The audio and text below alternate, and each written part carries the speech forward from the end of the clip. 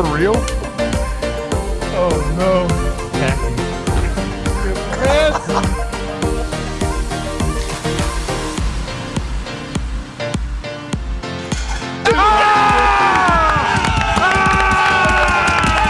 Let's go.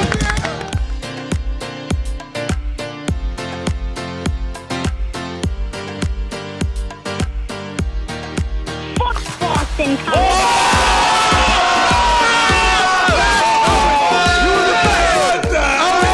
State of OH! Today.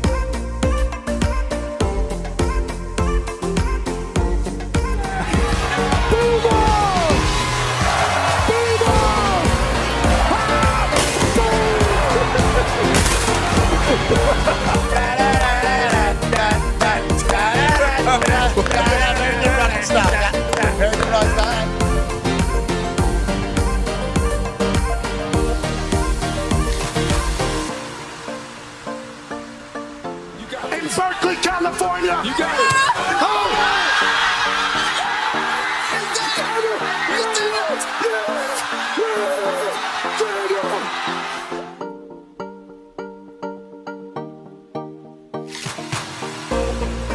This one's for three. AJ Hawk, $5,000.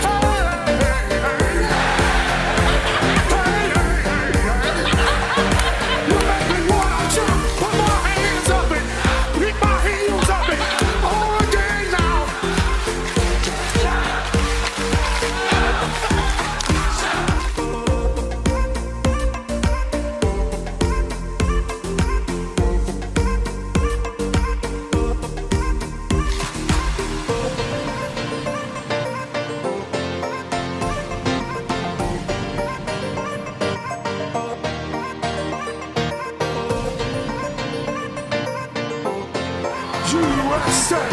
USA! USA!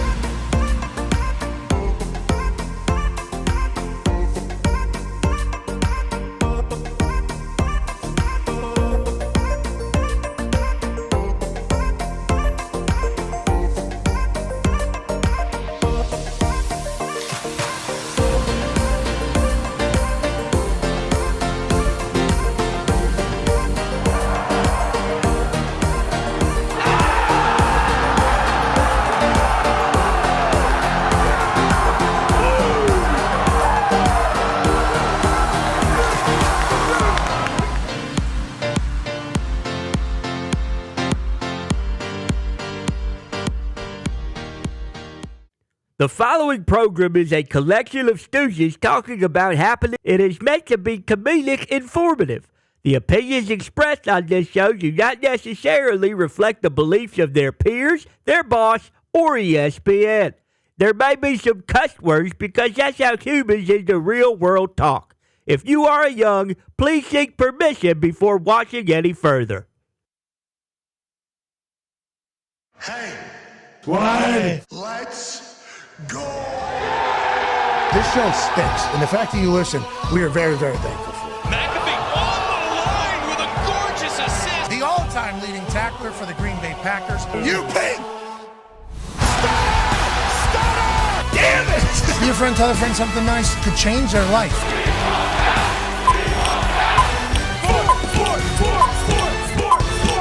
Hello, beautiful people, and welcome to our humble abode, the Thunderdome.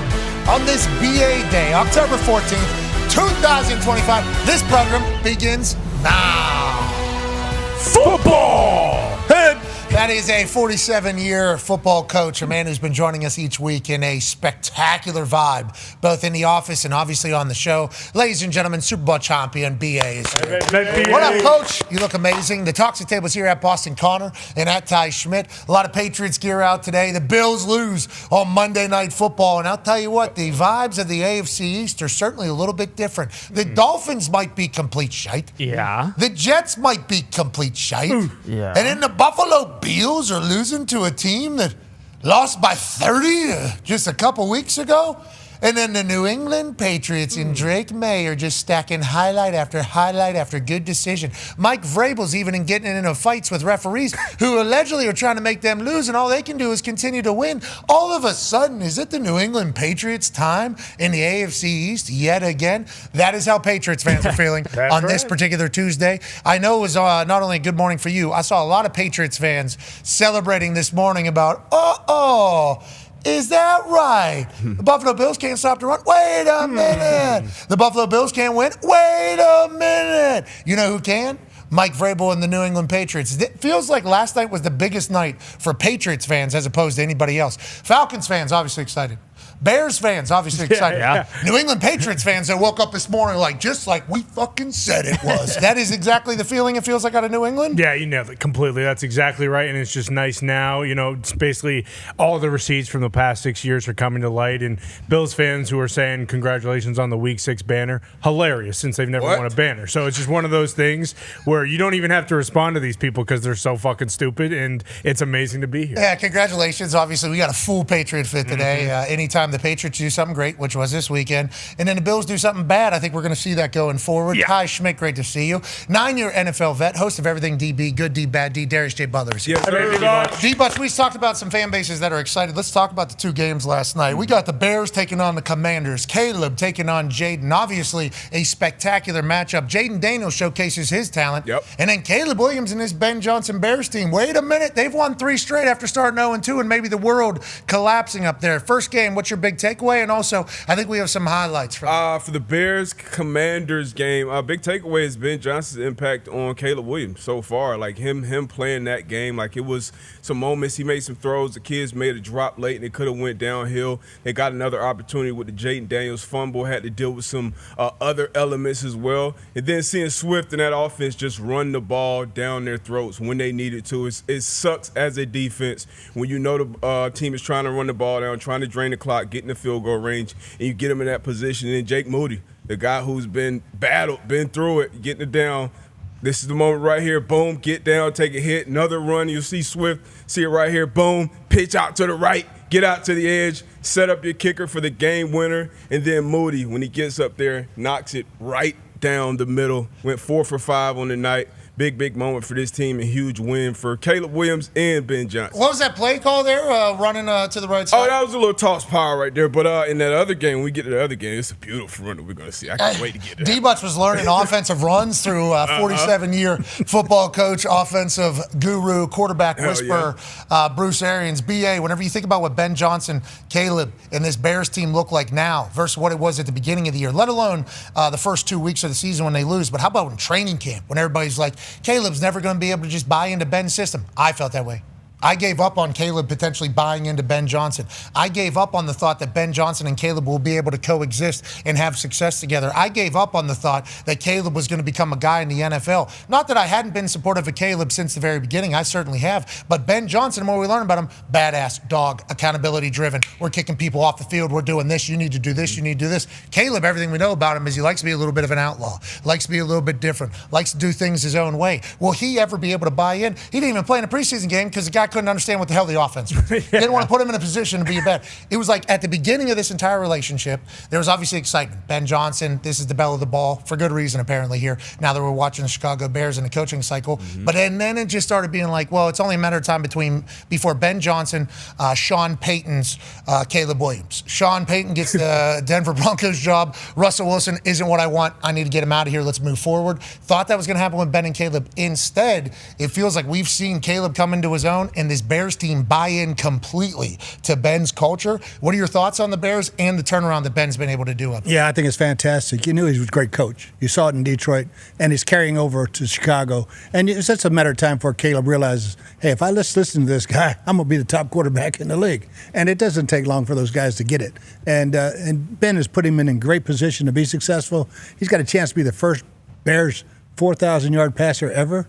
That's hard to believe. Yeah. Unbelievable. Hard to believe. Yeah, and I think by week 10 or 11, he's probably going to have some sort of passing record up there in Chicago. They've obviously been looking for a long time. Now, there was some officiating questions that arose last night. I even got calls from Bears fans this morning. 4 missed calls this morning, 7 a.m. Fired up.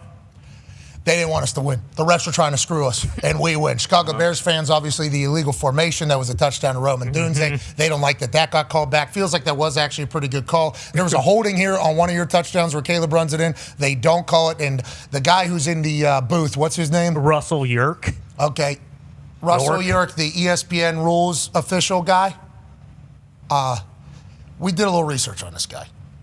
We appreciate that he's an independent thinker, okay? People are going to tell him to do something. He's going to say, I'm not going to do it.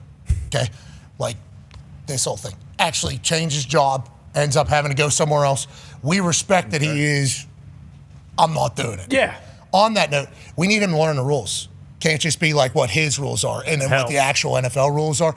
This guy stinks as the rules official. This guy he's been bad. This guy has not been good, and he's a former replay official guy, I think, so he was the one. Okay, and we're hearing him talk. He was the one making decisions during reviews and things like that, and now we're getting a chance to hear. I don't love that for the world we lived in whenever he was making those decisions, which was certainly whenever we were doing this, but he needs to get better. You are talking for the game there, brother. On Monday Night Football, let's make sure we're getting these things right, and whenever he gives an answer, we can't all just think, that guy doesn't know what he's doing. That can't be how we're representing. On that note, love the two-piece last night. 2 very good games. Yeah. Okay, 2 very good games. And once again, I thought Dano, Fowler, Lewis, Riddick, I thought they did good on the call. And then the fact that we had the opportunity to go from, Jaden and Caleb battling to a second half of Bills and Falcons. Now, I think we all thought this was going to go one particular way. What was the percentage of money? Let's go to Hammer. Dahn. What was the amount of money on the Buffalo Bills last night against this Falcons team? About 75%. Minus 3.5 down there in Atlanta. Now, there was a little bit of an update. Jeezy was going to be performing at halftime, which certainly could have changed some people's thoughts. It changed D-Butt's thoughts, actually, and it made me feel very good about picking the Atlanta Falcons. But that defense, they get slaughtered by the Carolina Panthers. Then Olbrich comes back and puts on like a master class against Josh Allen. And people are talking about Raheem Morris, who had the joggers on. A lot of the coaches wearing the joggers we looked around had lost this weekend. Hasn't looked great. Raheem Morris has gone in there, implemented his culture, and it feels like Penix is a guy. It feels like Bijan is the guy. Yes. And defensively, they have a chance. This Atlanta Falcons team, I think we all mocked and ridiculed there for a while, thought they were making bad decisions. $180 million backup quarterback, and then you draft a guy. But Atlanta gets a huge win on Monday Night Deep. Huge win on prime time. And it's a week-to-week league. You talked about the 30-shit loss to the Carolina Panthers. You see what the Panthers have been doing since. And then now with the Buffalo Bills, we thought they would be the class of the AFC with the reigning MVP, and they've dropped 2 in a row now. This one on prime time, and you mentioned it. The defense showed up, got after Josh Allen. After the first couple plays in the first quarter, you thought, oh, this is going to be a shootout. Josh Allen throws a dart in his first play. After that, he was under a lot of duress from the front end, from the back end. They blitzed him on over 70% of his dropbacks in the second half. That's not usually a number you see with an MVP caliber quarterback. I don't think the Falcons were scared of those weapons on the outside. You see it right here, just blitzing. This was a beautiful overload pressure by Diablo and the boys coming off the edge. So they drafted pieces. They brought the right pieces over on both sides of the ball. And you talked about Bijan Robinson. When Dan O came on, he kind of mentioned it too. He said it's probably going to be a bad matchup for the Buffalo Bills on offense and defense. Now, this is the run right here. I had to show this to BA. Say, BA, what the hell is this called? So this is our 28 blunt right here. It's a weak side zone, and he hits this gap. And that's one of the weaknesses when you have this Buffalo Bills defense who runs that 4-2-5. So they keep 5 DBs, on the field at all times. Only 2 linebackers. They can get kind of moved around. Penix did a great job as well, hitting the Drake London. Sorry for the guys who had the guys and gals who had the 2 touchdown ticket for Drake London. That sucked right before the first half ended. Got all the way to the 1-yard line. Unbelievable play by Drake London, one of those 8 first-round picks on that Atlanta Falcons offense. He's been great this year as well. Shout out to Michael Penix. Shout out to Atlanta Falcons. And Raheem Morris getting a big-time primetime win. Now, I'm going to say it. 4 seconds, had a timeout, could have got down for a field goal. Instead, you try to be a hero, you step out of bounds at half-yard line. Okay, just some football person will say that. This was an incredible play. I thought it was a touchdown just like everybody else. And I immediately thought to myself, oh, that's close to silly. And the Bills think they're going down to get down quick. And then bang, not so fast. We go for the touchdown. Obviously, his cleats touch out of bounds there. Could have had a 2-touchdown night. Let's talk about the Falcons' defense versus Josh Allen. 2 interceptions for Josh Allen. That's his most since 2024, Week 10. 4 sacks. That's his most since 2023, Week 1. Okay, that's a long time ago. 16 pressures, that's his most since 2023, Week 18. And his 18.7 QBR that he put up, that's his lowest since 2019, Week 17, whenever he couldn't throw a football to somebody. That's before COVID, brother. Jeez. That's a long time ago, 2019 is QBR. So bad night for Josh Allen. Obviously, bad night for the Bills. Great night for the Atlanta Falcons. And who's the man that deserves a little bit more credit down there in Atlanta, maybe for all the pieces that they brought in? Terry Fontenot. I think it was right before the Combine. It came out like, hey, the Falcons aren't meeting with any offensive players. I think Florio reported that, as he does a lot of stuff that he doesn't break. And he mentioned, hey, the Falcons are only going after defensive guys. And that was kind of the big thing going into this offseason. Like, hey, how come the Falcons have all these first-round picks? He's mentioned it with Drake London, and they're not good. It's because their defense stunk, and then they drafted all the right guys, and now they're good. It's awesome. Terry Fontenot has been buried publicly a lot. Yeah, big time. Okay, he's been, for the way he looks, the way he acts, the decisions that have been made in the Atlanta building have been to save Terry Fontenot's job, is what everybody has said publicly. Raheem Morris getting hired. A lot of people said, well, they hired Raheem over Bill Belichick or anybody else because it keeps Terry Fontenot's job. Okay, that's the only reason why it's happening. Terry Fontenot's just sat in the pocket. You know, draft Penix, pay Kirk Cousins. This guy's a dipshit. Boom. Terry Fontenot sits in the pocket. Hire Raheem Morris over Bill Belichick. Well, that's strictly so Terry Fontenot can keep his job. What a terrible decision. Terry Fontenot sits in the pocket. They start out bad. Terry Fontenot sits in the pocket. Now they get a huge win over the Bills. We should at least say, hey, Terry Fontenot, feels like it might be working out. Your vision might be working out. We got the number one defense in the league and number 2 offense. They're doing Is that good? They're doing some things right. Let's talk about Old Brick. How do you go from, or let's just talk about teams in general. How do you go from that Carolina? And is that guy related to Matt Conti right there? I think so. Did you look at the face? Pretty similar. Mike Conti. I think Matt Conti came from Atlanta as well. His dad worked with the Falcons, I think. I wonder if Mike is his brother. Family business. And the Conti brothers could be putting out stats and PR for 2 different teams in the NFL. We might have to start thinking about a family dynasty.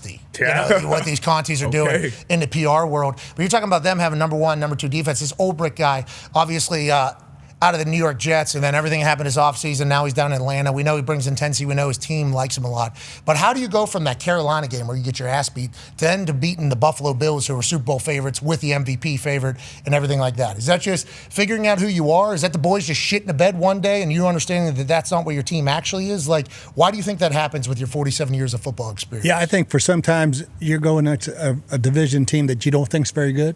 But Carolina Panthers haven't lost at home this year. And they went in and spanked them pretty good. You know, it's like, oh, this is a wake-up call.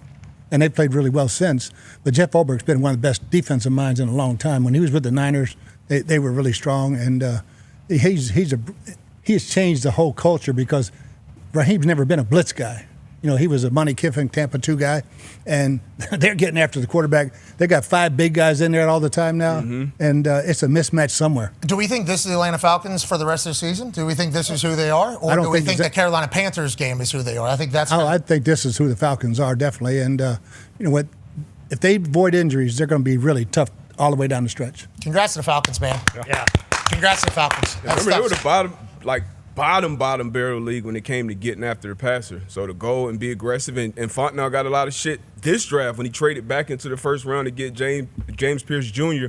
at the end of the first round, who talent-wise was kind of like a top 10, top 8 pick coming into the year with some other off-the-field things. But yeah, that up front, that makes it easier on the guys on the back, and they've drafted and signed well back there as well. Congrats to the Bears. Congrats to the Falcons.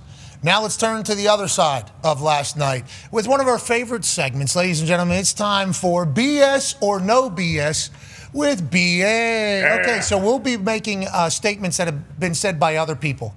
that are statements of fact. It'll be your job to tell us if that's BS or no BS, BA. Once again, these are not our statements. These are things that we have seen and other people have said. We're just asking if he thinks they're real or not. First one, the Bills are in more trouble than the Eagles. Is that BS or no BS, BA? That's no BS. I think the Bills, they've got to get out of this 4-2-5. I mean, they're giving up the most explosive plays, or third most explosive plays in the league, 5.8 per rush. Damn. You can't win that way. And I don't know if they're short a linebacker or what it is, but Bobby Babbitt's got to come up with something new because it ain't working right now. Offensively, I don't know where the points are coming from other than James Cook. They don't have a wideout right now that scares you for Josh, and that's why you're seeing all the blitzes because they're locking them down. Terrell locked them down to receivers last night.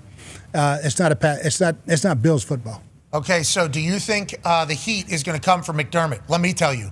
Yes, the heat is coming for McDermott. It always does. I feel like McDermott has been on the hot seat every single season that Josh Allen has become MVP-like candidate. I think it comes with the territory. It comes with the job. If you have the best player in football, you should be winning the biggest game in football. Do you think it's McDermott? Do you think it's the build of the team? How do you think they kind of navigate the next few weeks as they try to battle through McDermott getting his job called for by everybody, including Bills fans? Yeah, I've got a lot of respect for Sean. He's done a great job for a long time now, but it's time for change.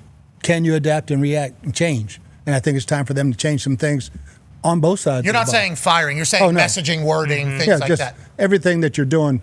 And like you said, they got the bye week. Let's go back to the start. How are we going to build this thing? How are we going to fix it?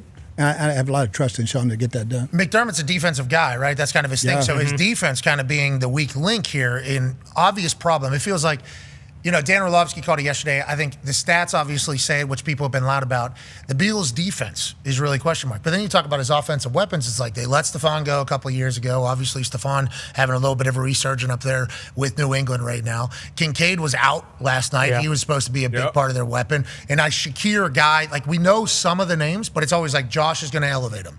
And then defensively, it's the same problem. 4-2-5 is the reason why you guys are saying it's a problem.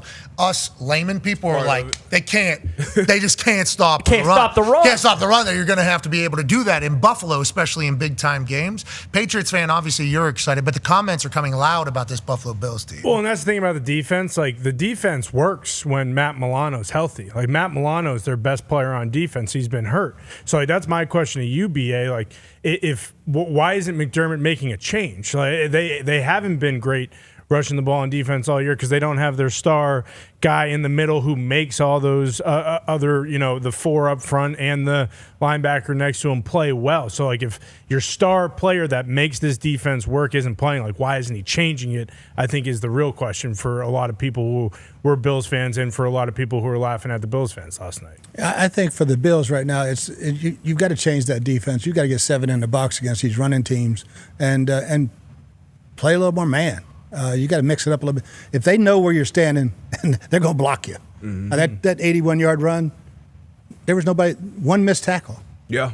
One missed tackle is all it was. They just blocked everybody, and one missed tackle is touchdown. Now, this is maybe the best player in the league right now, Bijan Robinson, but you just can't have that on defense. Bijan was fun to watch, and it takes you back a couple of years whenever people were protesting the Atlanta Falcons because they weren't giving Bijan either reps or ball or plays, or maybe Artie Smith wasn't the offense that Bijan needed. We got a chance to chat with him at Radio Row. He had that Nirvana shirt. Yep. Oh, yeah. He's a cool dude. I like his vibes. I like what they got going on, and obviously him and Penix both young. Maybe they're the future of the entire league. Let's go to the next BS or no BS. D-But's got this one for you, BA. I got one for you, BA. The Patriots are all the way back. Is that BS or no BS? That's no BS.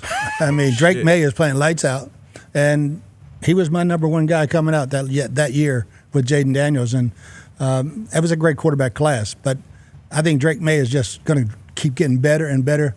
Vrabel right now, to me, is the AFC Coach of the Year. He's got the defense humming.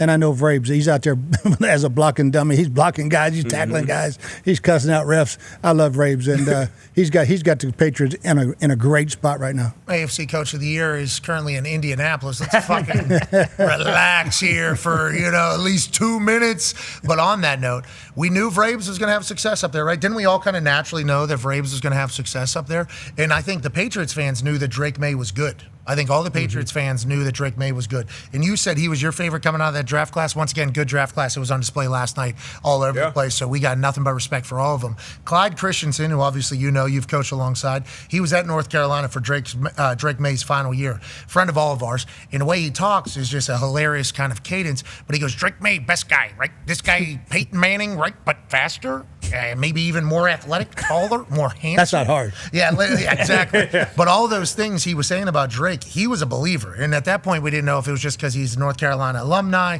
or because he's North Carolina coach or if he's just selling and doing what college coaches do, which is like, hey, if my guy gets drafted higher, it's good for all of us. But I think what we all know about Clyde, he was telling the truth. He believed in this dude. He totally. very much believed in him from day one. Team looked bad last year because of all the other shit going on around it. But then he finds his coach. It's like Vrabes and Drake are a perfect match, too. Simpatico. Do you agree with that whenever it comes to attitude? Totally, yeah. And they're great for each other. They're really great for each other, and I think Mike is just going to continue to bring out the best of him. Well, why do you think Clyde liked him so much? What are you seeing now? He's got all the measurables. He's 6'5", he can run, he can spin it. He's got everything it takes to be an NFL quarterback when you look at the history of the game. He's got all those measurables. So, to me, he was a can't miss. The boys love him, too. Yeah. The boys love him. Not to get lost in it, too. It's crazy how much a franchise left tackle will change your entire offense. Will Campbell's been one of the best in football all year. But, B.A., what about Josh McDaniels? Like, I think a lot of Patriots fans knew Drake was good, but they needed the right offense. What have you seen from Josh McDaniels as far as what offense they're running that's different from last year and before? Yeah, it's a lot of Tom Brady stuff. It's Josh's offense, and Josh has done a great job up there for a long, long time. Didn't work out as a head coach, but he's been one of the best offensive coordinators for a long time. Hell yeah. Why Drake May, being the youngest of three, athletic family, having a lot of shit talked to him, that's a good thing. And do we look at that whenever we're scouting players? Oh, definitely, yeah. I always liked captains, guys that were captains. We drafted like 6 captains one year because, they love the game. And but this kid, he got beat up by his brothers. Oh, yes. And he gave some back, I think. Yeah, I would assume there was an age wherever he started winning. Yes, of course, even though he has big brothers. That's why he jumped up my board. Yeah, he golfed with him one time. Yep. He golfed with his family, and he was like, this is the number one. You came, sat down on our show. He was like, number one quarterback? Drake May. And we're like, whoa. Caleb, obviously, number one quarterback. Jaden Daniels, obviously, Kirk Herbstreit came out and said, this is going to be the one. And then D-Buck comes in. We thought Liv paid him to say that. Sure. Because this was at a Liv Pro-Am where Drake May was at with his family. He was out there in Vegas or whatever. But literally, it was all the intangibles, not the on-field shit that you saw from Drake that made you like him. Yeah, the brothers thing. He was out there with his dad, his uncle. So just seeing, and you spend 3-4 hours with somebody. Like, you can't, you're not going to bullshit that person. You're going to see the who they are. It was me, him, Phil, and Will Levis. And just seeing him, and now seeing him in the locker room, seeing him mic'd up, seeing all this shit on the field, it's like, okay, you can see how he can rally the troops. We knew going into the draft, in my opinion, he was going to be the biggest wild card. He had all the talent. He had the arm. He had the athleticism. I thought Jaden would be the most pro-ready. And then Caleb probably has the biggest upside as far as like a phenom, as far as a prospect. But, yeah, Drake got all the pieces, and bringing in a coach like Josh McDaniels, who gives him answers pre-snap to where you can tell when he catches the ball, he knows what's going on. He knows where his matchups are, and then he knows when he takes off to take care of himself at this point now. So he's doing all the right things. But you got to have a head coach. You got to have a defense. You got to have special teams, all the good shit around you. Let me toss you right into the middle of a blender here. Let's do it. You said biggest upside, Caleb Phenom. Who has the biggest upside now after watching him play? This guy's 6'5", runs like a 4'4". I would still say Caleb. Okay. As far as biggest upside, yeah. Because of what we're seeing him just now with Ben Johnson. Just physical traits-wise. What? Yeah. Drake led North Carolina in rushing. Physical traits. Physical? When you say like arm talent and all that shit, I still think Caleb is still on the top of that draft. Yeah, you're right. Caleb has some of those. He still has it. And Drake has the size, probably straight line, maybe a little bit faster, but I still think. But look, it all comes down to all the other things that are around you. They both have good coaching. I think Dan Quinn's a good coach too. So all three of them, I think, have good coaching. They have good ecosystem around them. And that's what it really comes down to. We see a bunch of great quarterbacks who got one Super Bowl, maybe Dan Marino. Best thrower of all time, in my opinion. No Super Bowls. Like, it's going to be a lot of other shit that plays into it. But if you're just talking about prospect for prospect, I still think they would probably go the same way in the draft. We're going to be talking talented young quarterbacks here in a couple seconds on this BS or no BS with BA, but let's get to the next one. Here's a statement that was made of fact by Andrew Berry, potentially. Trading a QB with 13 years of divisional experience to another team in the division in the middle of the season is a good decision. Now, obviously, this gets brought up because Tomlin, for the first time that I've heard Coach Tomlin speak, says somebody's name of an opponent and says this, actually. We have the video. You know, to be honest, it was shocking to me. Andrew Berry must be a lot smarter than me or us because it doesn't make sense to me to trade a quarterback that you think enough of to make your opening day starter to a division opponent that's hurting in that area. But that's just my personal feelings. So that's Coach Tomlin, OG, who's been around a long time, and obviously he knows AFC North football is very difficult. What he's alluding to is the fact, like, hey, we had Cincinnati down and out here. Why are we lending a hand at all within the division? Now there's other people from Cleveland that are speaking like, we got a 5th-round pick in this exchange for a guy that we're never going to play again. Everybody else says, hey, we could have killed a team here. So, BA, we say this. Trading a QB with 13 years of divisional experience to another team within that division in the middle of the season is a good decision. Is that BS or no BS, BA? It's total bullshit. Okay, it's not a good decision. What are you thinking? Okay. I mean, first of all, Pittsburgh's your big rival. Cincinnati's your next biggest rival. Why would you trade him to Cincinnati? If I'm going to trade him, I might get a 6th-round pick for somewhere else. And I ain't trading him in the division. All of a sudden, Jamar Chase and T. Higgins have 20 targets. Jamar Chase has 10 receptions, almost 100 yards. In 1 week, couldn't get the damn ball to him the other 3 weeks. And now Pittsburgh's got to play him Thursday night. Yeah, Tomlin really loves Flacco. That has been on the record a couple of times. Oh, yeah. He does not want to see Joe and those receivers. And it's like, shit, we had him right where we wanted him. And they go and trade this guy to our division rivals. It's like, yeah, it makes no sense to me. So on that thought, it's also Joe Flacco who has a lot of knowledge of the AFC North. Yeah. It's like he has been in that division for his entire career outside of the year with the Jets, which was dreadful for all parties. And then Broncos as well. I think he got paid out there. Then he started acting like a quarterback for the first time and Elway said, I don't want to hear it. Shut up. And got him out of there. But he has been an AFC North quarterback for this entirety. And the fact that Tomlin loves Flacco so much, this is two times now where Coach Tomlin has said something he doesn't normally say. Earlier in the season, whenever he was talking about previous years, wanting a quarterback to stay healthy so the backup doesn't come in, he actually said last year when we played the Colts, I told the boys, Anthony Richardson can't get hurt. We need Joe Flacco not to come in again. Tomlin has PTSD of Joe Flacco coming in and doing some things to him. Tomlin has massive respect for Joe Flacco. I think most people in the AFC North have more respect for Joe Flacco than maybe the rest of the NFL. And the fact that he felt obligated to call out Andrew Berry for doing this, you guys did the whole Deshaun Watson thing. You screwed us all. You do the Myles Garrett thing. Okay, you screw us all. We get it. Trading a starting quarterback to another team in the division is just treason. This is treason, what you guys are doing. And it needs to happen. I think it's an old school mindset, though. Yeah? Like, I think it's a football guy, old school mindset. You win the division, you get into the dance. That is the mindset of every football coach that is still coaching right now. We need to win our division games because if you win the division, you get into the dance. Now it's like stats-wise, Joe Flacco only completes 37%.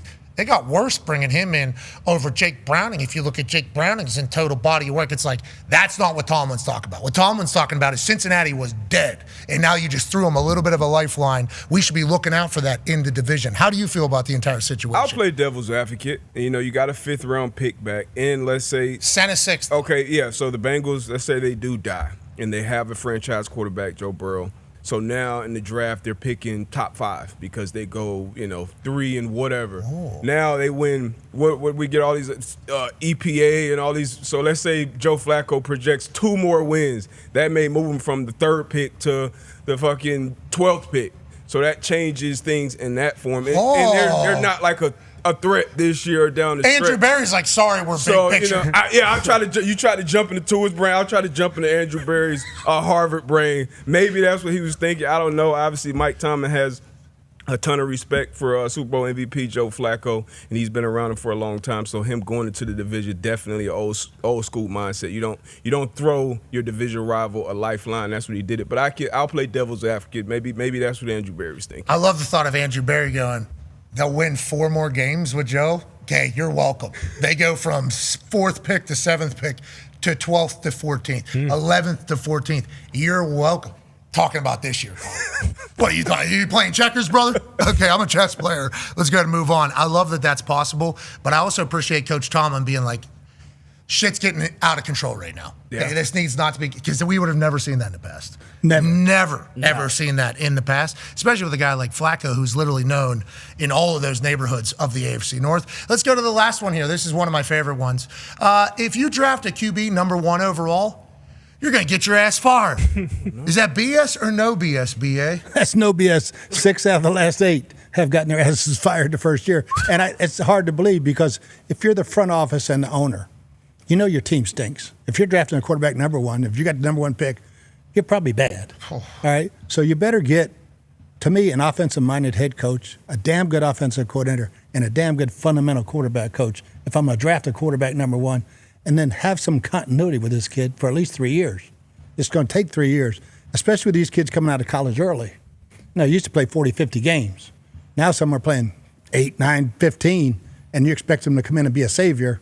It's not going to happen. The game is too complicated at this level, and you got to have that continuity your first 3 years.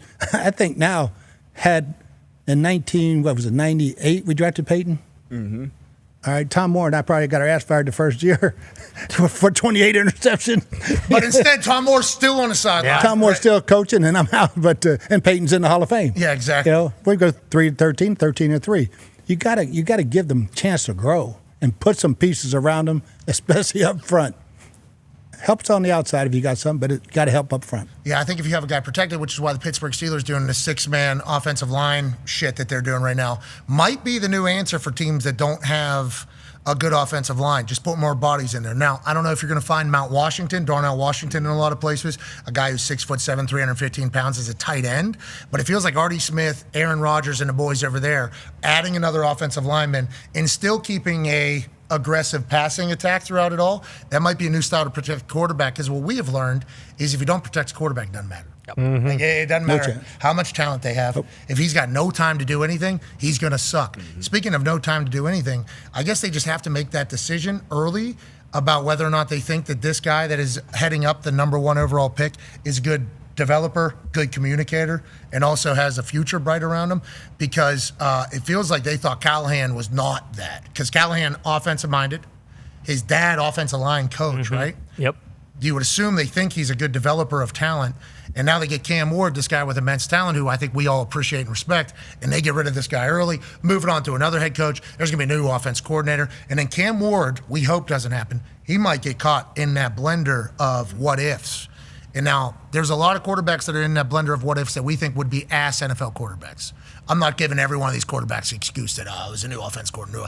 There's some of these guys that never panned out, that would have never panned out, regardless of where they would have been. But there's a lot of talented guys that we have no idea about, who are definitely sitting at family reunions and bars saying, what did Blaine Gabbert have? I think 7 or 8 head coaches and 8 coordinators his first 7 years. And Blaine Gabbert, good luck. Yeah, can spin it. He's got moxie. He's got spin it, man. He's like the face of non-continuity at a quarterback position there. And he was an incredible talent. But now we'll always wonder, what if? Guy, didn't he pull somebody out of a helicopter crash or something like that, Blaine Gabbert? Yep. Jet ski. It was a jet ski, yeah. I think it was. A downed helicopter. He was on a jet ski. Yeah. I think a helicopter goes down. Blaine Gabbert goes safe. So let's assume he has the trait to be a franchise quarterback, and then he can spin it. And it's like, what if he would have had an opportunity with a sound structure around them? And that's always going to be the what ifs. Hopefully Cam Ward doesn't fall into that. The owner was not at the press conference announcing the firing of the head coach of the franchise. Here's how that entire piece of information got released from a question from, you guessed it, Paul Kowarski. Right now. Where? What do you mean? Where's Amy Adams Strunk right now? Yeah, she's at her home. Why isn't she here? I'm here representing her. It's a good answer. It's a good answer. A lot of people want to see ownership, though. Yeah. I mean, that's kind of how it goes. Now, we hope everything's good with the owner. Yep. We have no idea what's going on behind the scenes, but it's like one of the big 3, all 3 of the big 3, we know here in Indianapolis, would definitely be there for this. Face the music, because your fans want to know, you fired Vrabes, didn't you? Weren't you the one that decided to kind of put us in this? Now you're doing it again? Why? We want to hear a little bit. And then that guy's like, I got it. It's like, you know what you don't have? a $1 billion franchise that you own. Yeah. Hey, that we would like to hear. You just got here too, motherfucker, just a couple years. We've been here a lot longer than you. We would like to hear from the owner. It's getting loud down there. Who's the right? You think they go with veteran quarterback down or veteran coach down there? Or you think they go with a new, younger coach? Like Mike McCarthy's available, for instance. We talk to Mike every single week. Offensive guy, has obviously developed quarterbacks. I think he loves coaching. I don't think he's ever said or hinted at all that he's done coaching anywhere. That would be like a good veteran guy that's on the street for the potential Tennessee Titans to sign. Then there's like Joe Brady. There's other guys, obviously, down there in Tampa Bay. There's an offensive coordinator that's crushing it with Baker Mayfield with, 7 guys out of the lineup? Yep. So it's like there's 2 different decisions there. What would your mind go towards? I'm going to the veteran. I'll go with Mike. Mike's been there, done it, been with a lot of different style quarterbacks, and I think his hands on Cam Ward would be excellent. He also doesn't mind a drink or two. No, he doesn't. Yeah, he'll have a couple bollivers, Dahn. Mm-hmm. A good Pittsburgh boy. Yeah, yes, he certainly will. In Nashville, I think they appreciate, I think they really liked Vrabel the human.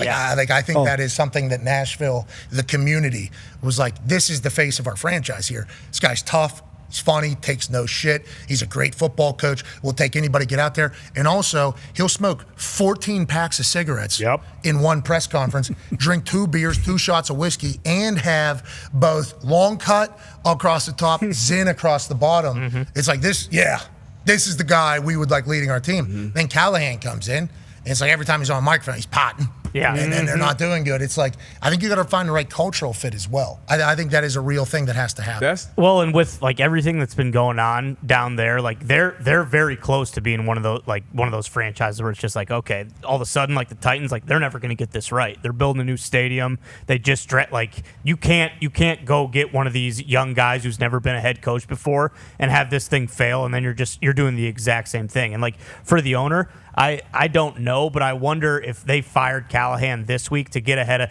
I believe they play the Patriots next week. Yeah. If they lose that game by 50 points, is that in Nashville? In Nashville. If Vrabel comes back into town and beats them by 50, the shitstorm that would have been after that. I wonder if she was just okay, let's do it now. We do it now. What if she texted immediately beforehand? I'm not in town, so we need this to happen. Okay, I'm trying to come back. And once again, business owners, team owners, there's certainly events they got to be at, conferences representing. There's a chance that she is literally, maybe something, we hope not, but you never know what's going on in their personal lives or professional lives, what they have to do to potentially be in town for this type of thing. You would hope this type of announcement for your fan base you would show up to. We have no idea what she was doing outside of it, but that's not a bad angle there. Let's get ahead of this before we get embarrassed in front of our entire fan base. Yeah. And what were you going to say about culture? It sounded like you were going to go. Yeah, it's a question because my first thought, and Dan O, when he was on, first thought with a young quarterback is, new head coach, an offensive mind. And you pass the torch to Todd Bowles, and we've seen what Baker Mayfield has been able to do, even with the revolving door with the offensive coordinator. So how do you balance that, I guess, being in that ownership seat, a culture guy or a guy who I know if he's successful is going to be hand-in-hand with my young quarterback going forward? No, it's got to be the culture. You got to be able to be a leader of men and have a culture that goes through your entire locker room, but you have to have a special relationship with your quarterback. And I think that offensive coordinator, that quarterback coach, they're the key guys, for a defensive head coach, obviously. Yep. But if the head coach is also an offensive guy, if he's a play caller, it's really just a quarterback coach now because you're going to put it all in. And but yeah, I think, to me, it's culture. Gotcha. All right, we'll give out some game balls later from BA. That was BS or no BS with BA. Love that we got right to the bottom of it. Thank you for all the insight. Let's get to boots on the ground, ladies and gentlemen. A man who was part of his Monday Night Football coverage down in Atlanta. Friend of the program, Emmy Award winner. I think he went to college in Atlanta. Mm-hmm. Must have been nice to get back down there. Maybe he just threw out a few $100,000 just to act like the good old days of his university. Ladies and gentlemen, Peter Schrager. Yeah, Greg. Schrags, how are you, buddy? I'm doing awesome. I did not have a field goal kicking contest at Emory University over the weekend, but I was busy watching you. You were awesome, man. That was so fun to watch. Thank you for the love. In Emory University, we looked it up, what most expensive university in the United States of America, counting Harvard and everything else. I believe this is an accurate statement. Yes. I don't know if that's true. We don't have a football team. I know that's true. So it's, you know what it is? It's got one of the biggest endowments because it's Coke money and not Coke money. I'm talking Coca-Cola money. Woodruff, the family, they were Emory donors. So Very nice school and very proud alum of Emory. And I got a chance to be back in Atlanta, awesome city. You don't want to test any of those dollars. There's a lot of Coke money out there, I think, just kind of floating around, especially back in those days whenever you were in school. Shout out to Emory, shout out to Atlanta. Let's talk. We were just chit-chatting, obviously, about the Callahan situation with Cam Ward and everything happening about the revolving door. And then 6 out of the last 8 number 1 overall picks, how their coach gets fired in their rookie year, and then that just starts like a carousel of craziness. Let's talk about the complete opposite of that with what it seems to be happening down there in Atlanta.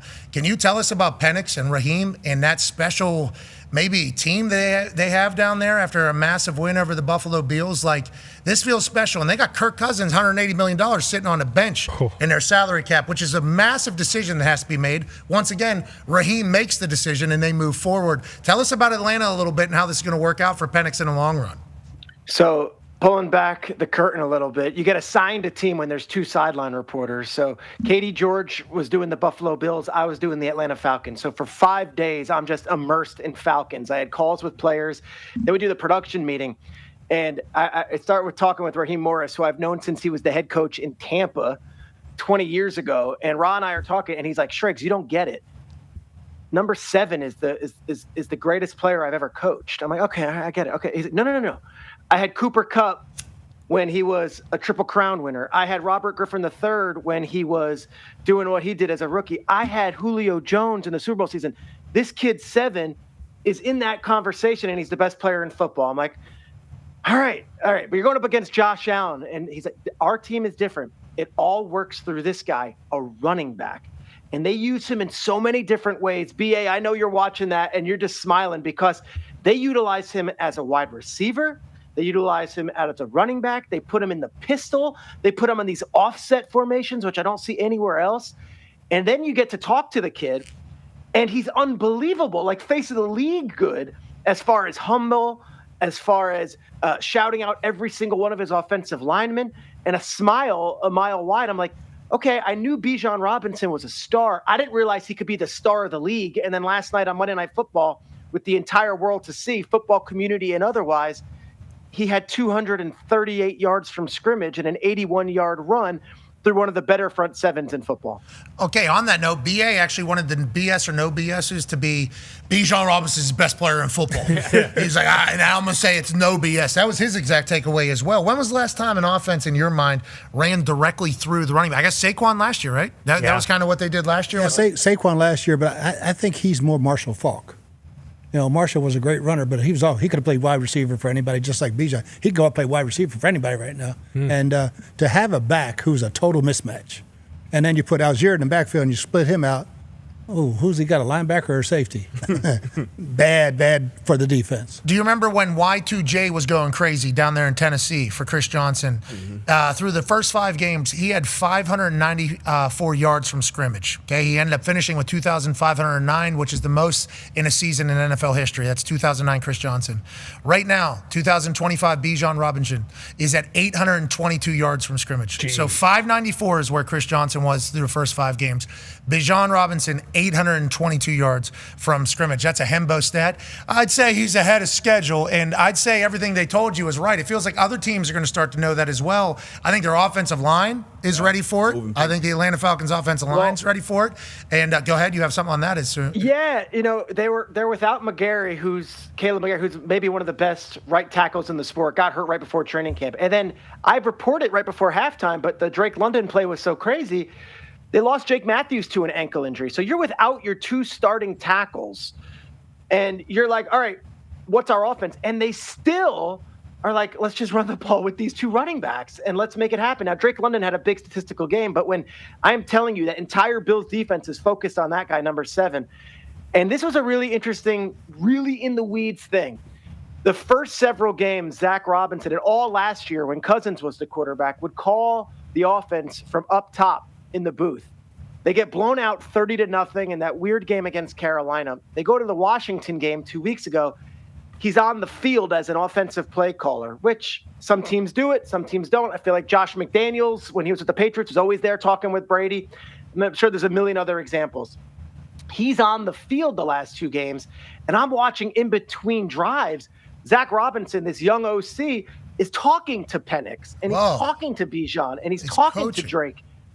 He's the offensive coordinator, and he's talking with them eye to eye, as opposed to, okay, I'm going to talk to my QB coach, who's then going to tell the quarterback. I think that's a major difference, and that was pretty mature of them to make that decision during the season.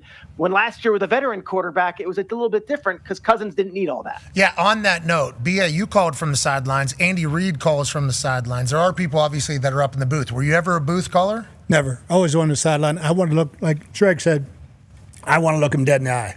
I know when they're bullshitting me, when they're not. They can bullshit you over the phone. But when you're looking from the sky, there's an advantage, obviously? Whether it's quiet, it's like sitting in your office calling the game on a computer. That's what some guys like. I had to feel it, had to see it, had to be right there eye to eye with the offensive line. If I'm going to cuss somebody out, I'm usually going to cuss somebody out so the quarterback can hear me, And so, yeah, it's a great move to put Zach down there. One of my favorite moments, B.A. was interim head coach for us while Chuck was battling through leukemia, which he ended up doing, and then coming back to the sideline in the same season, which is an outrageous feat of mental toughness. And what B.A. had to step in and do was incredibly difficult. I don't know if any other human in the coaching world would have been able to handle it the way B.A. did. But he's calling plays, and he's the interim head coach. There was a time where it was like 4th and a half yard or something. We're on our own 24. I'm the punter, obviously. So, like, I'm standing literally right next to him, like, yo, this clock is ticking. Like, I'm not going to delay a game, brother. Okay, I would like to flip this field. We're not going to go. I'm standing next to him. I'm listening to him go through whether or not they should go for it. And it's like, in the moment, there's somebody, I think you were looking at Luck in the eye, and it was like Luck wanted to go for it. Then an offensive lineman, I think, gave you like, let's go for it. You're like, yeah, we can get a fucking half yard. Like, I hear you actually say that and send it in and go. It's like, if play callers, like that is you're disconnected from literally everything in the moment. We picked up that first down. Now we don't get that first down. That would have been awesome. Offensive lineman coming over, Andrew Luck coming over. You thought this was a guarantee. It's like, I feel like you do got to be in it. You have to be. You have to be. I didn't know if the sky view though gave you more. Well, that's what Zach was saying, because I asked him about it. By the way, you won't find better football talk than what we're doing right now. This is so interesting to the fans, because you don't hear this stuff, and BA is the perfect guy to have. They won't listen. It's like he says to what BA was saying, he could just be in his own chill environment. And when you have Kirk Cousins at quarterback, who's a 10-year veteran, it's you call the play in, Kirk hears it, we do it, it's operating. But when you got Penix, who, as good of an arm as he has, it's still his 8th start as an NFL player. You need that in between, and you don't really have that when you're up top. So the solitude, the silence, you can be a mad genius up top in the booth, and you can draw it up, and you can be, Mr. Craftsman with what you want to do, true detective with all the stuff. You can have that in the booth. You can't do that on the sidelines. You have to be with the players. I think it's such an interesting dynamic. And now they're ready. They have not looked like the same team. They have looked so good, and that Washington team that they beat 2 weeks ago, granted it was Mariota, went to the NFC Championship game last year. The Buffalo team they beat last night went to the AFC Championship game last year.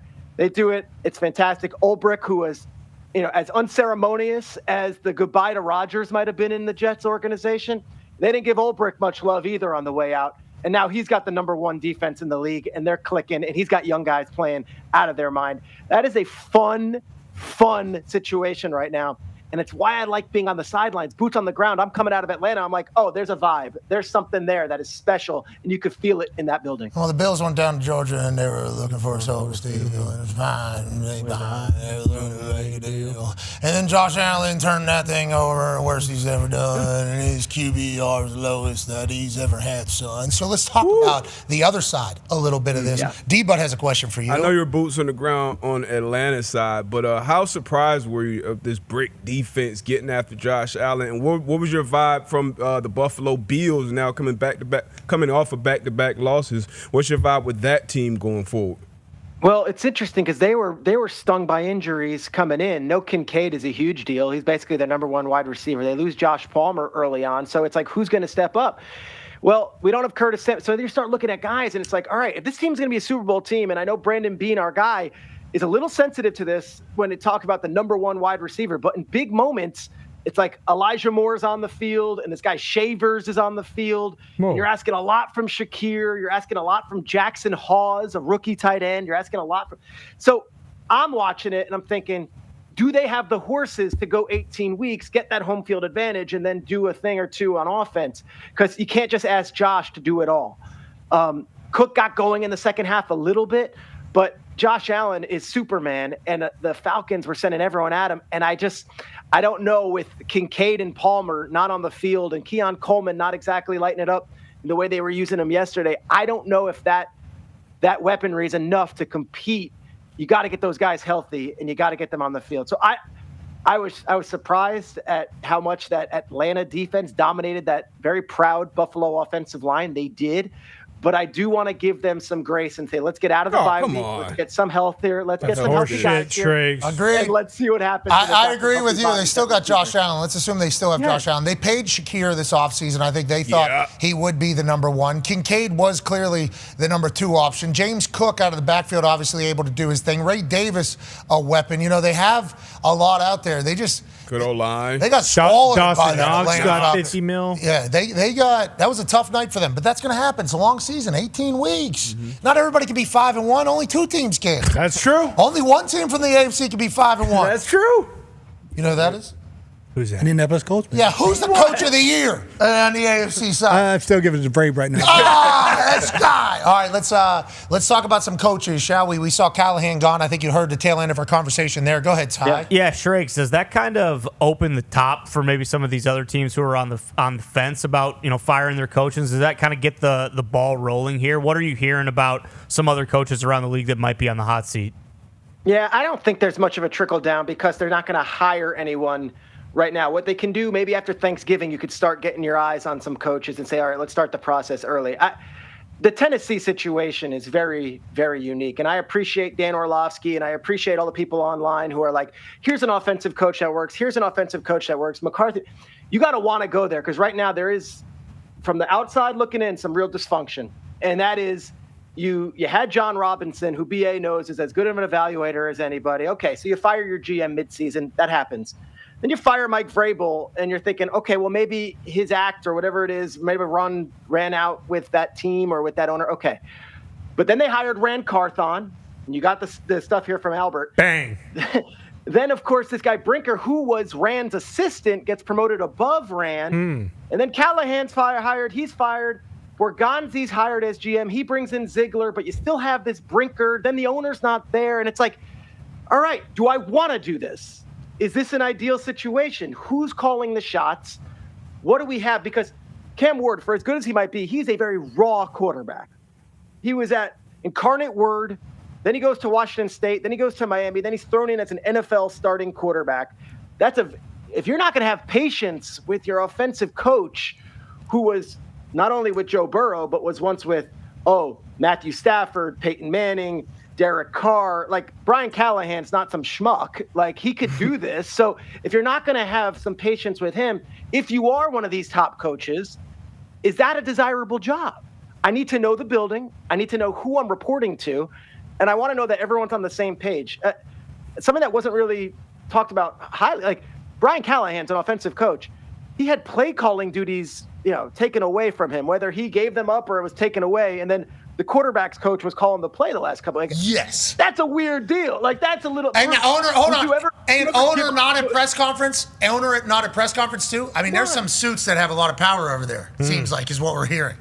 We love that. We love whenever the suits start saying... Would you ever give up play calling to the quarterback coach? What are you talking about? Never. There's a lot of suits in that building need to go to a dry cleaner. And leave them there. Amen. Don't pick them up. So, that's amazing. Because everyone's going to assume this is like, all right, well, who do I want? Who's the ideal list? You might not get the ideal list. You might not get the pick of the litter.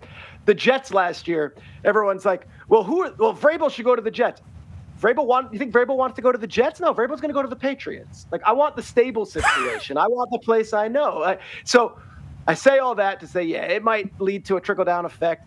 The names I would look at are people who feel confident walking into that building. The name that hasn't been mentioned much, Borgonzi's a really, really good evaluator of talent. Great dude. Also worked with Matt Nagy for many, many years in Kansas City. If Nagy has another big year, like maybe it's another time we give him another shot as a head coach because they have a relationship. There it is. But I'm talking out of my fanny on this one. I don't know that. Let's do a full search and let's actually interview everybody. Yeah, listen, sometimes you got to sit down on your fanny and do some thinking about it. That's what you got to do. You pull some stuff out of there.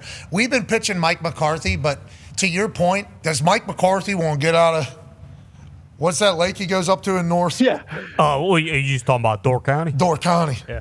So I'm going to miss Door County and go down. What is this Brinker's opera? Who's is the owner here? No. Who am I? We should ask. We're definitely asking him. Yeah.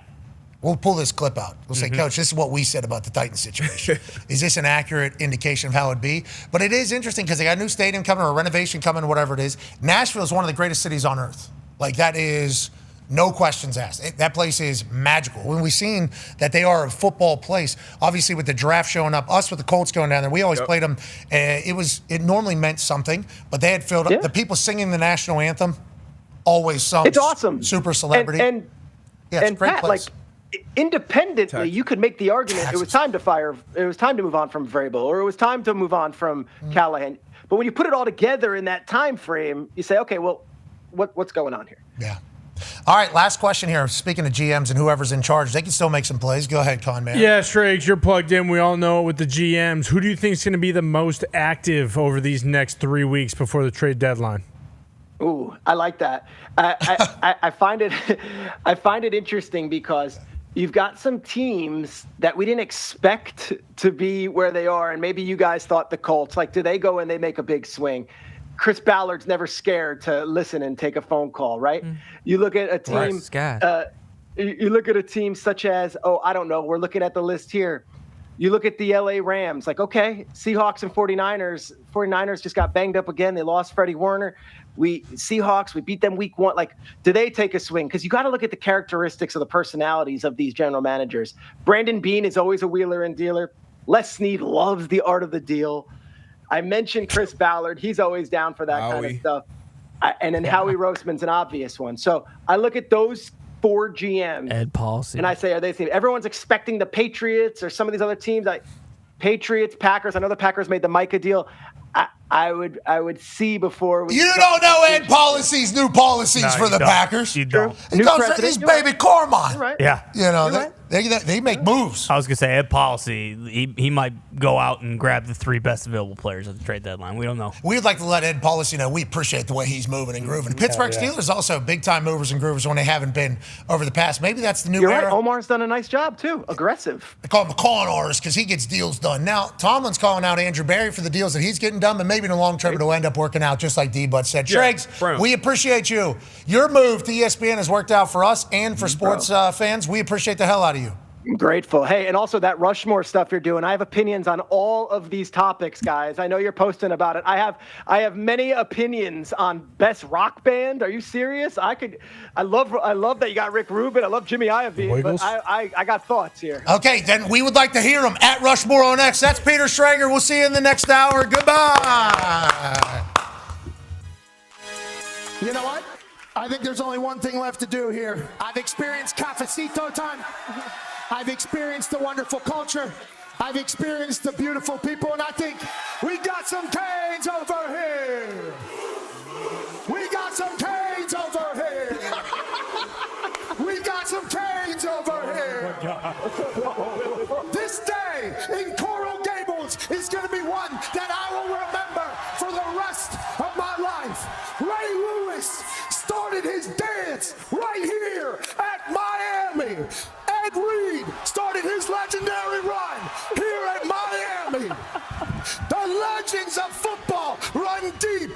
The moments are special. The national championships are in abundance. Just last year, a lovely University of Miami woman diver from Italy won a national championship. This thing's been staring at me all damn day. You're out of your mind, brother. You're crazy. Kirk, I'm a little winded. That's what I was going to say. You talked the whole time you were running. I'm giving you a chance to catch your breath, you son of a bitch. You're crazy. I hope somebody got a lifesaver over there. Is there a lot of something? My man's out of breath. It is a long way to the top. Are you going to jump in your suit? Are you going to jump in that my God. Yeah, so I'm tired for you. Oh, my God. Yeah. Oh, he's going to take the jacket off. Okay. Okay. Oh, he's taking the shirt off now. Okay. All right. Looking ripped. Yeah, looking ripped. fit. Oh, he's taking the drawers off. Ladies and gentlemen. The pants. Ladies and gentlemen. Not the drawers.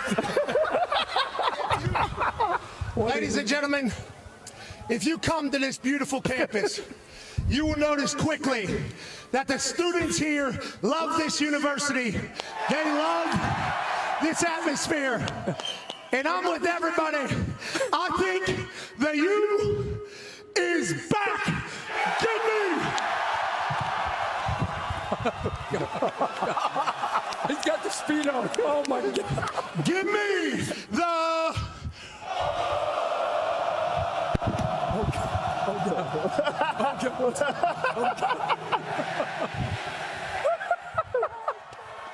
Canes, baby. Here it goes. Oh God. Here it goes. Feet together. Feet together. I think that was the lead so for the pencil. And he's got the U. Flashing it out. Oh my God. McAfee with the refreshing plunge. Miami and Florida tonight. Let's have a look at that again. Check out the The following program is a collection of stooges talking about happenings in the sports world. It is meant to be comedic informative.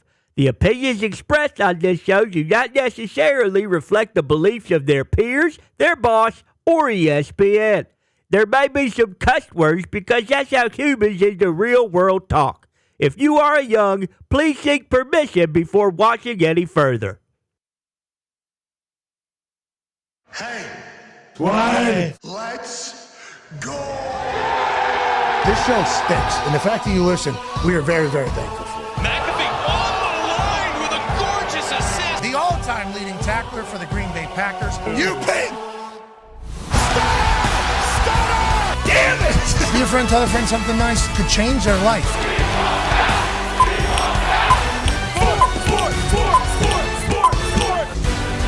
Hello, beautiful people, and welcome back to our humble abode, the Thunderdome, on this BA Day, October 14th, 2025. Hour 2 of the program begins now. Football is magical. Oh my God! Got your ass. Yes. Heart. Got your That's ass. on me, bro. I apologize. You know, Yes, sir. Yeah, that was a false start, ladies and gentlemen. 47-year football coach Bruce Arians is here. Coach BA. Sorry for stepping on you there, cutting you off. That's very rude of me to do. Toxic Tables here at Boston Connor, at Ty Schmidt. 9-year NFL vet Darius J. Butler is here. sir. And a man joining us live from an attic in Ohio is a college football national champion, Super Bowl champion, Ryder Cup winner, and a guy that won 0 for 2 last night on his pick. AJ Hawk. Hawker, tough one for you. You're pal. welcome. You're welcome for. I gave you those 2 victories last night, but it's good though. I like when we're both. We're both doing all right. Yeah, we're both tied heading into week 7. This is where we're supposed to be. You know, this is where we're actually supposed to be. We're seeing it the exact same way. Now, on that note, you just said you gave it to me. I would have picked the 2 teams that I picked. Okay. Okay. All right. I Yeah, didn't just pick the opposite side of you for both games because I was down 2 and needed both of them. Okay. I didn't do that. I made those decisions before you made the decision. I actually talked you into the decisions that you made because I knew where I wanted to go. On that note, shout out to my Bears and my Falcons, dude. We are so good. You had the unders, too. We are so, boom. You wanted overs? I mean, I actually won. I mean, if we're going to keep doing this, I hadn't been seeing the board, and then last night, it became crystal clear, baby. So let's talk about my Bears and my Falcons. Let's start with the Falcons. What they were able to do to the Bills was fantastic. And I just went to the bathroom, as we all did, and I saw a couple people tweeting us from Falcons fanhoods and basically said, like, hey, thanks for not just talking the whole time about the Buffalo Bills being terrible. Thanks for mentioning that we're actually kind of good. What do they have, BA? The number one what and the number one what? Number 1 defense, number 2 offense. Okay, so right Pretty now, good. the Atlanta Falcons are balling. Now, they get their asses beat by the Carolina Panthers, which I think makes everybody go, ha, they stink. We knew they were going to stink. Bad decisions have been made. They've embarrassed themselves publicly. That is what everybody wanted, that Carolina Panthers thing, with the Penix stuff and the Cousins stuff and the hiring stuff and all the stuff. That is what people want to do. You know, they want to make sure that their original opinion was the right one, even though new evidence is shown to them. And it certainly contradicts everything you believe. You still want to be right the first time, which is why I think Shanahan and Mac Jones is always going to be a thing. But humans naturally want to be right. I think a lot of people are going to have to wake up to this Falcons team, AJ. After watching them last night, now granted, I'm a huge Bills fan. I love Josh Allen. But this Falcons team with this Bijan Robinson guy, and then you hear what Schrager just said, where they know it. They know he's the guy.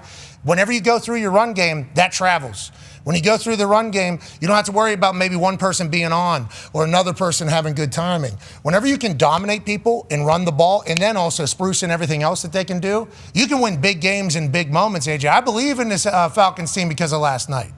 Oh, I absolutely believe. I mean, their defense is awesome. Like the amount of pressure they're able to get on Josh Allen, make him uncomfortable. The offense never really was able to get going, I feel like, for Buffalo because that Atlanta defense was so good. But they talked about it on the broadcast, actually, like, Bijan is awesome. Well, first off, the Bijan situation, Dan was calling him Bijan. A couple other guys in the booth were saying Bijan, and then they just started saying Robinson. So it felt like no one was exactly comfortable with how to with that. I do too. Like I guess he wants to go by Bijan, so that's how I will. Hey, do we know if that's true or not? Because we just kind of made that up yesterday as a reason for us to say Bijan. Remember, that was in real time. Did we see the clip? He spoke. I'll send it. I'll find it again. But he spoke on the basis says he doesn't care if it's Bijan. Okay, Bijan. good. He has mispronounced it as well. So like, what did he say though? I think he said Bijan. What's McConaughey called?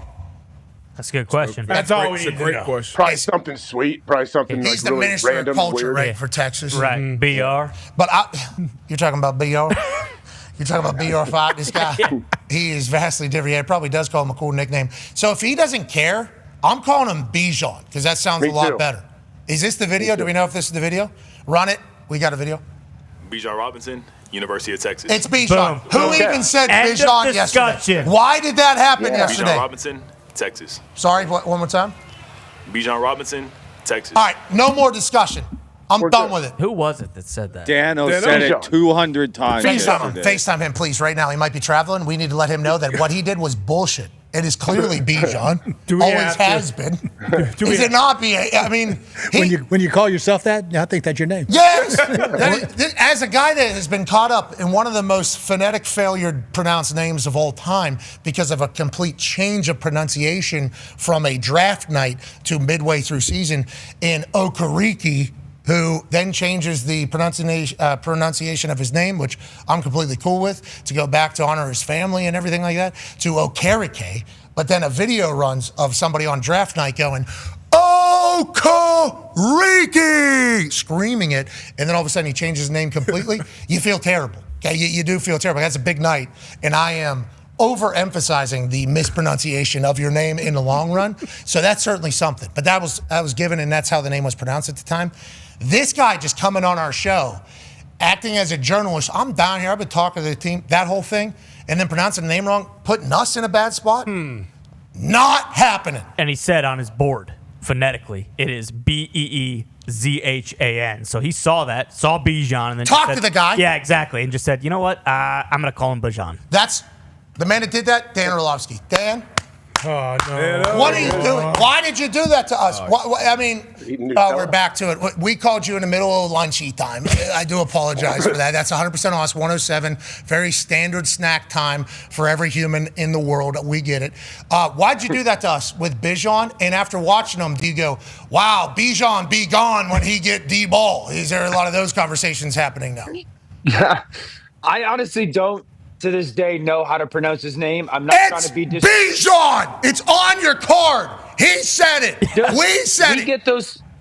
We get those cards all the time, and they're wrong all the time. We'll have the PR staffs come in an hour before the game and go, you guys need anything? And we'll go, can you guys confirm this pronunciation? And they'll be like, actually, it's this. So, all right, Dan, hold on, though. I don't like what's happening now. To Dan's point, we got more video footage coming out. This is from Fox 5, Atlanta. Bijan Robinson, Texas. Have we all been pronouncing your name? Bijan Robinson. The hell? What you said? That was the wrong video. Two videos running. He's got two videos going at once right now. And I'll tell you what, can't have that. No. Cannot have that. I got a million Bijans. Oh my God! Happy it wasn't anything else in the history. Can we go to that video from Fox 5 Atlanta there and only run that one? Because I think there is a potential Dan Orlovsky case that ends up getting made. See, a lot of people ask me. I want to get it right. Okay. I guess my name, how you pronounce my name is Bijan. Okay. Like that's how you say my name. But I say Bijan. Okay. What the I don't know why I say that. What's this guy do? All my life I said that, and my mom's like, "Why do you say your name like that?" Like, and I mean, that's just how everybody says it. But I don't. It doesn't really like affect me on how it's said. So if you guys want to say Bijan, like, go ahead. But if you guys want to say Bijan, I mean, I'm cool with that too. But are we going to hear from your mom if we say Bijan? You might. She no. She might say something. I mean, she even told me. She was like, she called me the other day. And she was like these people are talking about you, but they always talk about you and they say Bijan, and I'm like, what's wrong with that? Like, that's what I say. And she's like, no. Like, so it's whatever you guys want. Okay, so Dan and I would like to let everybody know we will pay respect to Mom. It is Bijan. Dan, I take back every terrible thing I said about you. Okay, I said a lot of bad things for you there because I thought you put us into a jackpot. In this situation or in total forever? I'm talking about this situation. You Don't need get, to watch don't get where ahead of you're your going skis right here, now. Yeah, Dan. you need to watch where you're going. But I like you have dad season right there, and we're looking out for Mom. So it's Bijan, but he just gave up telling people, I assume. Well, he's kind of the one who's kind of saying, like, listen, Mom, I don't give a shit if you name me Bijan. I like saying Bijan. That's basically what he said. So, I mean, if he's not even going to do it, I don't know. Bijan be gone is better. Yeah, Bijan be gone is That's certainly true, good. Coach. Yeah, but hold on, if we got to the bottom of it with Achan? No, I mean, we kind of we had to move past that one 'Cause he's a Dolphin? Yeah, and well, that's a big part of it. And also, nobody knows, and I don't think we're ever going to find out. Okay, and because I think there's too many accents involved in that. Exactly. You know, because there's different accents. Also, Pat, I found out last night you don't pronounce the second T in Atlanta. It's Atlanta. Duh. Ladies and gentlemen, that's Dan Orlovsky. Good game last night, Dano. The second. Thanks, Dano. Yeah, Dan. Well, there's a lot of things. Yes, Tade, you know, and Why did that happen? what you're saying, get kicked off. It was just a good moment. Yeah, I could get back on. You're right with the Bijan, but Bijan technically, potentially, possibly the right answer. We're kind of in a kerfunkle there, and people are going to say we're disrespectful regardless of what we say. Just know we think he's a great player. How was it calling the game last night? We think you did a great job, brother. How was it getting back in the booth, and what did you think of the atmosphere and the teams more specifically? Yeah, thank you. The call was great. It was a great game. It went a little bit, at least from Atlanta's perspective, how I thought. That stadium is awesome. That they had the roof open. That was the first time. Fowler's been there a bunch. The first time that he had experienced the roof open. Some of those shots up above of the aerial view of that stadium. I mean, that place is absolutely off the charts, man. Like some of the new stadiums, SoFi and Las Vegas are sensational, but man, look, that shot's pretty sick right there. So it was a good environment, dude. AI. A lot of Bills fans. Jeezy performed at halftime. Do you know him? But game wise, it went a lot how I thought for Atlanta. I really thought Atlanta would have success running the football. Bijan is absolutely off the charts. I mean, he's off the charts, and his ability to I don't know if there's a back in the league that has his, kind of like jump cut, stop, start. Like so many backs that are zone backs, they're like those slashers that they put that foot in the ground. It's like a one cut foot in the ground and then they slash. He's like a jump cut almost. And just the strength to break tackles down the sideline. I don't know how many backs are scoring on that run. So he's a special player, man. He really is. Drake London is absolutely outstanding. I thought their defense, like if you go to Josh's touchdown pass on their opening drive, they rush 4 and they play zone. Josh has got all day. He pump fakes, and it's a touchdown. And you're sitting there going, okay, Atlanta, are you going to do that? Because if you do that, you'll get ripped up. Look at the pocket. He's got all day. I mean, no one's near him. It felt like the last time he had a clean pocket. And really after that, and really after the Palmer injury, they just absolutely came after Buffalo. And there is a reality for me. My 2 takeaways from Buffalo's offense is you got to be in context with their injuries. I mean, Palmer being out and Kincaid being out and Samuel being out, big deal. But Keon Coleman's got to step up, man. Like Keon Coleman, it's year 2, dude. Like you were drafted, the guy they make the trade, the Chiefs that Xavier Worthy, everything's going to be okay. Keon Coleman's going to be the guy. He's got to kind of grow up in reality of his ability to play.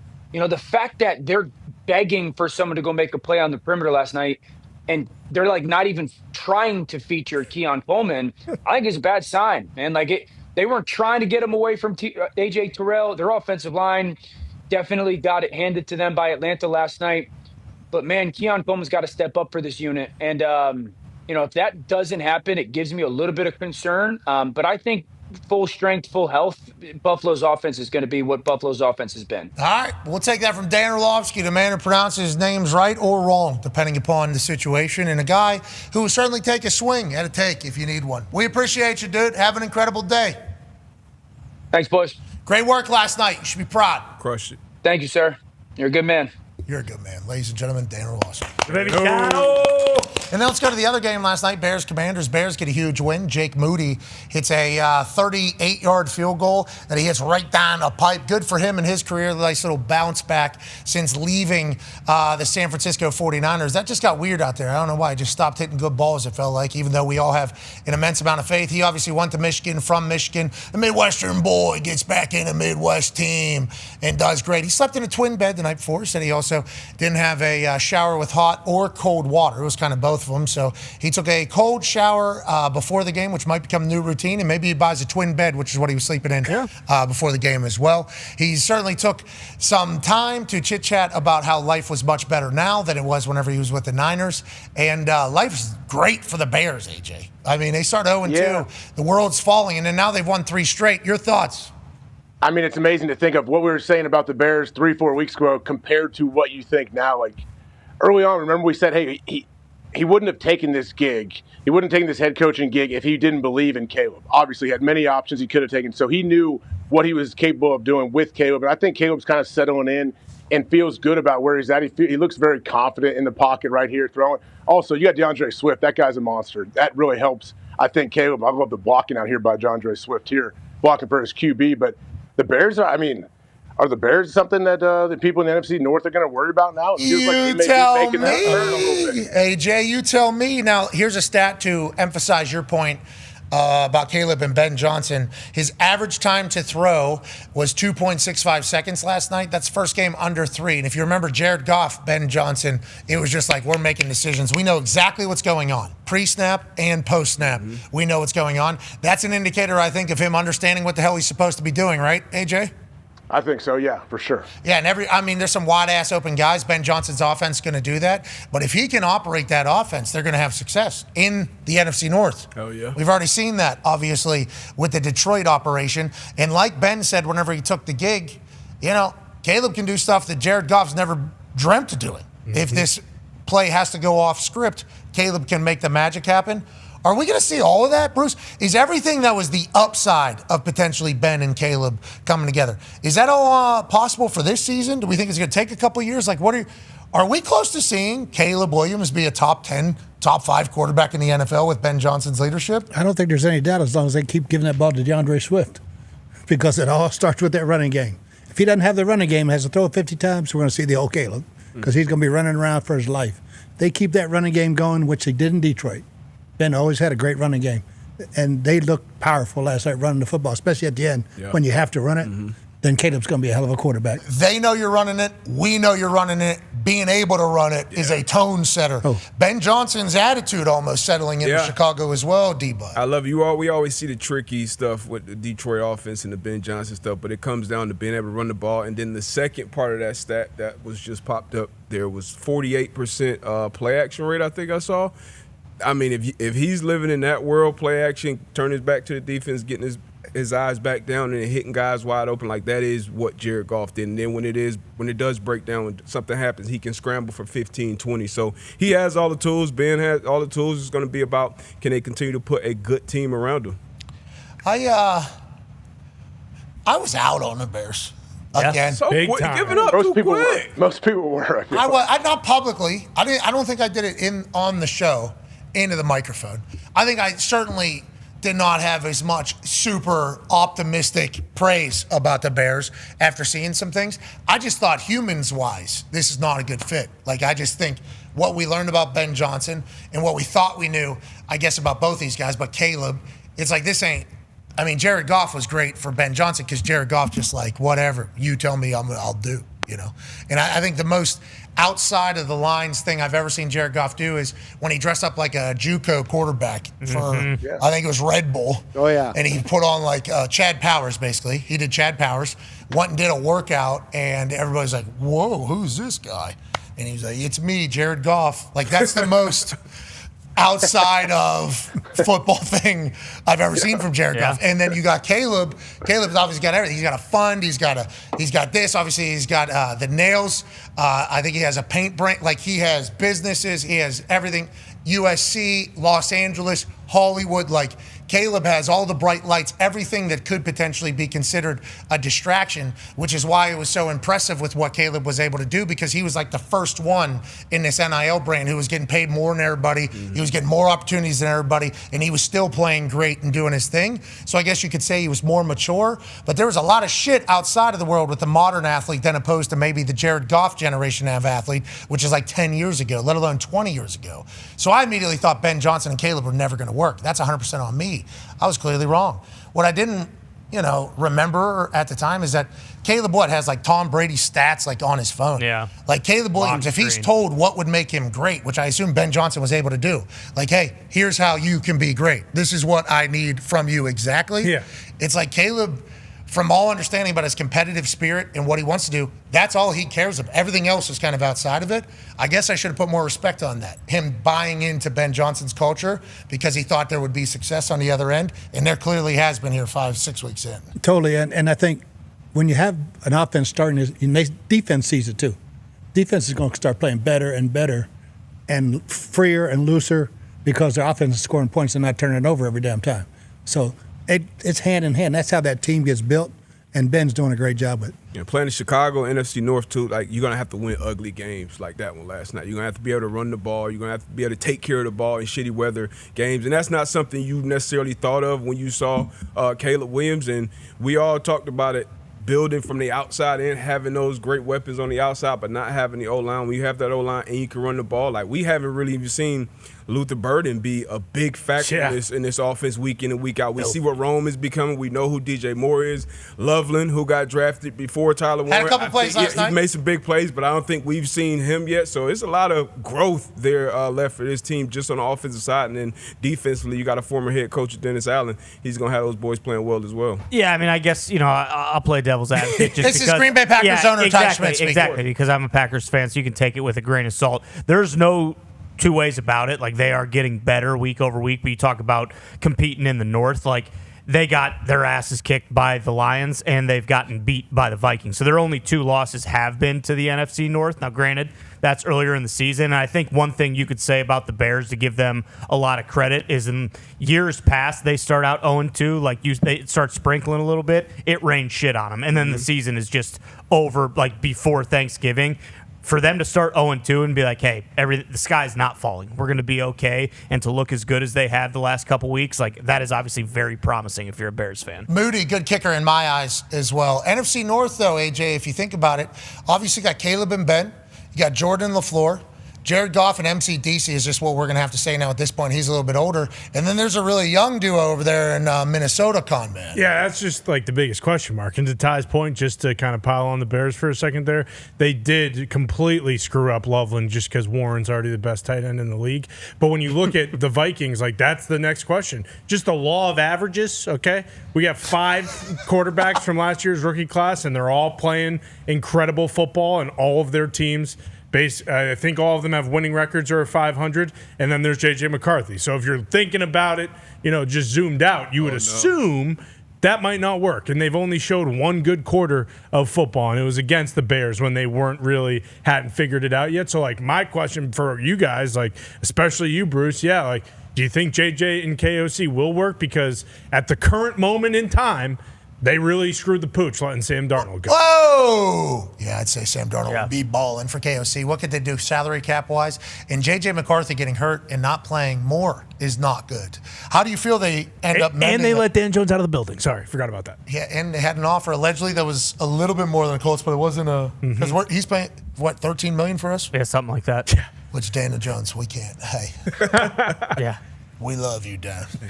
We absolutely love you. Legitimately need him here for a decade. We are so thankful you were here. And let me tell you, I don't have any say in it, but if I was a public owner like they are of the Packers, I would say, give this man his money. Let's go ahead and let Danny Dimes find a nice house here that might be for sale soon in Indianapolis. And maybe, call himself home here in Indiana.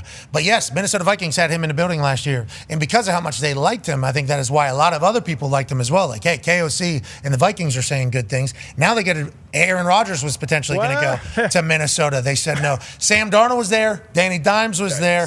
And Aaron Rodgers said he wanted to be allegedly said he would be open to conversations with the Minnesota Vikings, even though I don't think that was ever completely confirmed by either party, and we're not confirming that right now.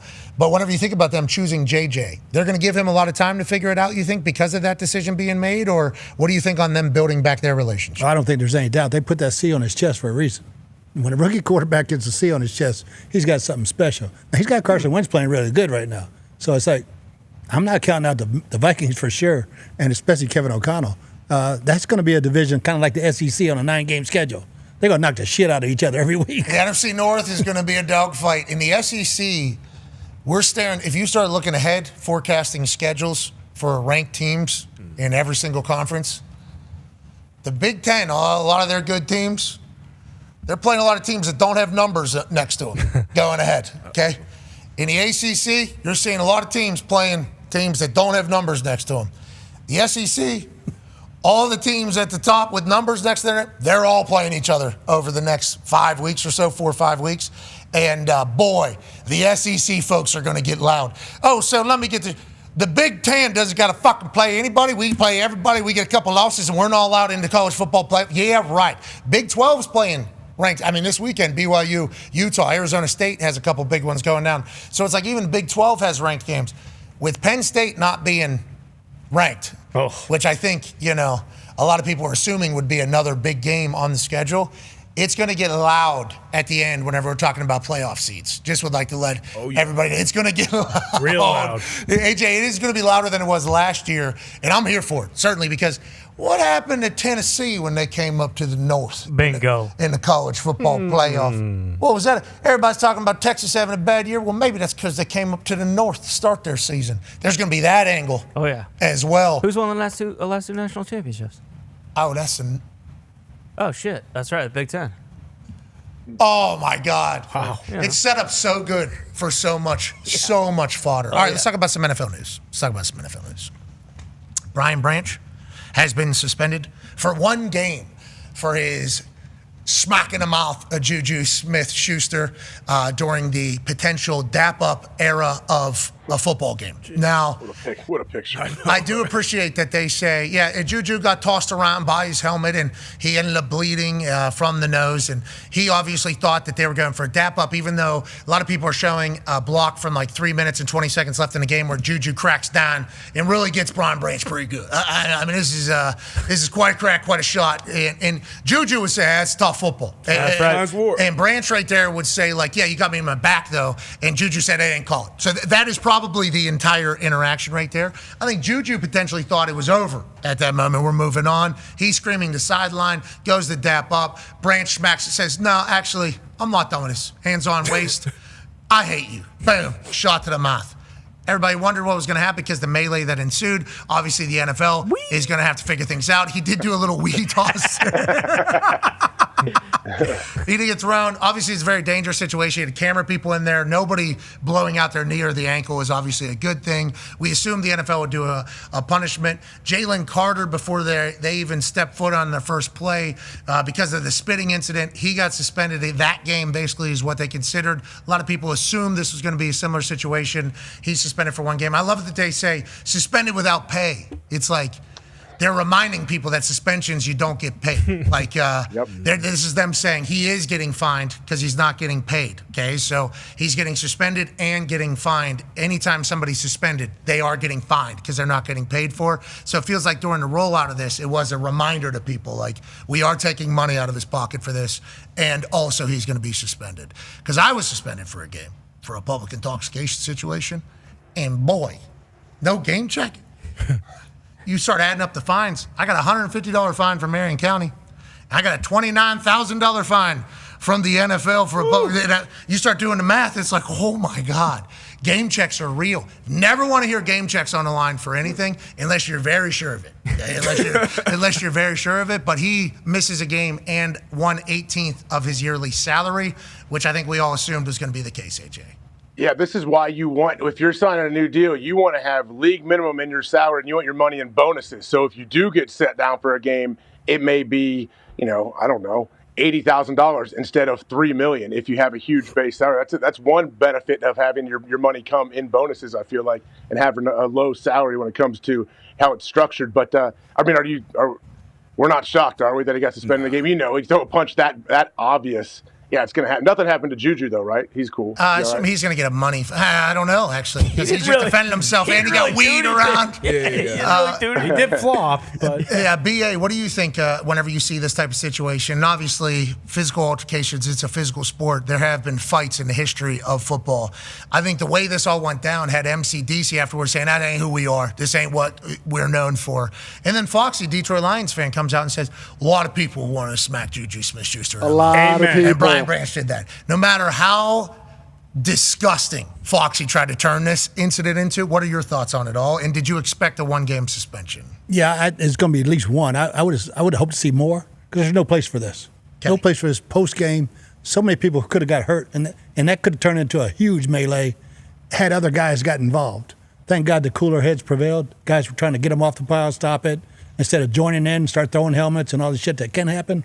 I'd been fine with 3 games. Okay, so that's BA, man, who was in the NFL for 27 years. And we thought that there was going to be a big precedent set by the NFL. Media people are in there. Yeah. Anytime it's like, hey, these aren't our people. Like, yeah, how did they not tear their ACL? Like, when people are getting thrown around, those camera guys, it's unbelievable. No one else got hurt in this. Like, any of the civilians on the field weren't just. There was a high stepper, I think, from a camera that got him out from underneath some stuff. And I think that is why BA is saying what he's saying, though. It's like the NFL could very easily say, hey, these aren't our people that you guys are currently potentially affecting. And also, there's a lot of shit talkers in this sport. Okay, so when the game's over, we can't have people just fighting because of what was being said or happening in the game. We thought a big precedent was going to. Now, one game, I think, it's huge. That's a big deal. That is a big deal. Now, you're saying 3 games, obviously, a little bit more of a message to everybody, which I completely concur. Speaking from a player's perspective, you only have 17 opportunities a year to kind of do your thing, let alone earn the check of it all. So a 1-game suspension is a big deal. Nobody did get hurt. Right, so like that is Brian Branch's. That's Brian Branch's angle. Like, hey, you saw the camera, people. I clearly was telling them to, whoa. While I was tossing Juju around in the head. But it was a wild scene that I don't think any of us expected in prime time. Well, and that's my question for you, BA. Like, I get it, sure. I mean, the fact that you said 3 games is absurd to me. But, like, Mike Evans and Marshawn Lattimore, you were his coach. They got into it on the field. He got kicked out. I don't know what his suspension was. But this wasn't the only thing. Like, a lot of people were saying Brian Branch was kind of a piece of crap for shoving off Mahomes, before he did that. But if you went back and watched the game, Mahomes, points at Brian Branch after scoring a touchdown, flips the ball in front of Brian Branch after scoring a touchdown, and then flexes while staring at Brian Branch after scoring a touchdown. So, like, 3 games, okay, but, like, when Mike Evans and Marshawn Lattimore got into it, like, what's your messaging to the team, and what was, his suspension when that happened? It was 1 game. It was a game, 2. And I probably started that one, so. That's fair. But I got kicked off the sideline for the rest of my career too. So yeah, but I think But no, for me, 3 games not necessarily without pay. 1 for sure.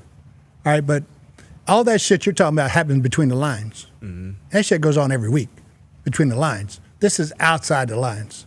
All right, post game, most guys are praying. All right, now. You're bringing civilians in. I'm not sure there's not some cameraman that might got a kick that's going to have a civil lawsuit in here. You're saying might have slipped and fell there. I actually have some PTSD as well from what I've seen. You saw Juju fly through the sky. His nose was bleeding right in front of me. Oh, my God. I'm not going to be able to get back out there. Yeah, it was scary. It was a scary scene. But all of it's sad. They'll move on. BA's talking, though, as a person that has been in these altercations, saying we can't be carrying what we're saying in the second quarter into the postgame. Like, that can't be what the post game. Not to the bus. There's some things that have been, like CJGJ, let's assume that he has potentially said some things. First quarter, second quarter, third quarter, or maybe fourth quarter. Hey, how about overtime? If we get an opportunity, we're going to say that. When this game ends, though, can't be fighting on field because of something that happened. Is basically what BA is implying. Can't carry over the game into a time whenever it's not live action. Yeah. Now, if you want to meet each other in the back hallway, which has happened. Swing away. That's happened. You guys want to go ahead and Get out by the buses. Yeah, you by want the to go buses. on the bus? We can block this thing. You guys need to handle some stuff. You got to do what you got to do. Now, wasn't that the NBA? Yeah. They called the police. Kevin Garnett. Yeah. And I think Melo. No, Phoenix. Was it Phoenix? No, it was That might be Phoenix and different. it was Phoenix and the Clippers and Chris Paul allegedly they were gonna meet in the back or whatever, and Charles Barkley and Shaq. Oh yeah. That was a different one. Yeah. Yeah, there was a cops call. I think cops were called at one point because that was the whole conversation. It's like police are getting called because you guys want to fight each other in the back. Like, let's take it easy, boys. You want to throw hands? Let's do this like by all means. Let's do this like civilized gentlemen here. Let's rally around. Let's get our hockey sticks. Let's stick tap for this thing. It's crazy what is acceptable in one sport and not in another. And it's like you can't fight in football. And after the game, we can't have you fighting and potentially tearing out the cameraman. We learned that lesson. AR, Anthony Richardson's story is an interesting one. His professional career thus far, if it was to be a book, would certainly be a must-read just because of all the twists and turns that you think can't happen to somebody who has the incredible upside that his body currently has. So incredibly athletic, so incredibly gifted, so incredibly dynamic, like makes you think this guy could be greatest of all time. I believe there was a lot of people in the Indianapolis Colts organization at the highest levels that thought that, hey, this is the most gifted person to ever come into the NFL. Well, he's only played like 13 games or something in total. Yeah, but we can get him there. We can get him there. We can do that. So literally drafted on potential and opportunity, became a storyline in of itself whenever opportunities were starting to disappear because of injuries or other situations brewing off the field. Now we have the most recent one. This guy was warming up, trying to do the right thing. He came into this season, I think, a much better professional quarterback, I think people would say. Came in early, seemed to be prepared. Now, there was still football stuff that he had not experienced or learned in his life that was certainly on display in the first preseason game against Baltimore when they ran a very standard pressure and he gets demolished without even seeing it. Ends up breaking his pinky, which once again, whole nother storyline to his added short NFL career thus far. So they go a different direction with Danny Dimes. He is nothing but positive on the sideline. He is nothing but a helper to Danny Dimes. He's dapping people up on the sideline. It's like this guy is buying into everything that he has to be in the end. Trying to do the right thing, warming up in the locker room, bands, post on something on a wall. Something falls off wall, okay? I don't know what it was. It was wrapped around something that was on wall. Off wall, hits him in face. Okay? Immediate blood, I guess, from what I've been told. Blood. Immediate to hospital and surgery. And I think they're going to plastic surgery. I think it's like I think it's like the most unlucky situation. Could have blinded him. Yeah. I mean, yeah. Yeah, I don't know the entire insight, but it's something off wall hits, and then it's immediate like. Obviously, he broke his orbital. Was it orbital? Yeah. Broke his orbital bone, and it's like that's really close. So, like to your point of his eye, but it's like how unlucky can a dude get? You know, like needed reps, got hurt, couldn't play. Okay, need to learn something, can't because can't play to learn thing. Then has opportunity to learn, grow, watch a pro, be a part of a good team, be a part of a good culture, and all of a sudden, yeah, you got to go actually because the wall falls and hits you in the face. It's like this dude's unlucky. He's incredibly gifted. I assume he's going to maintain a positive mindset like he has. But geez Louise, this guy can't buy a break right now, B.A. Now, a lot of people say he hasn't set himself up to in the past. But this year it felt like he was doing everything right and still has the football gods happy. Yeah, you hate to see it happen, especially in something crazy like that. You know, he was making all the right moves, trying to learn. I think he's learning a lot watching Danny's prepare and seeing another pro prepare. And it's just a shame for the guy. Yeah, I hope hope it all. Hey, AR.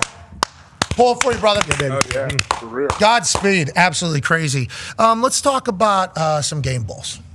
Yeah. BA, last week, I think you mentioned it in some take that you have. If I had game balls, I'd be giving this guy a game. Oh, yeah, you made Ezra Cleveland. You made Liam Cohen give Ezra Cleveland a game ball.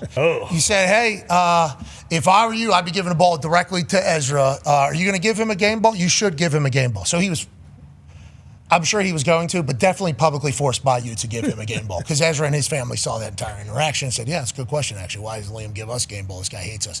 So we immediately thought, oh, BA, you should give out game balls. Something that a coach does every single week. So we got BA's game balls. You want to start in the NFC or the AFC? One per is how we decided to do this. No, start in the AFC. Okay. And it's no surprise, they're back.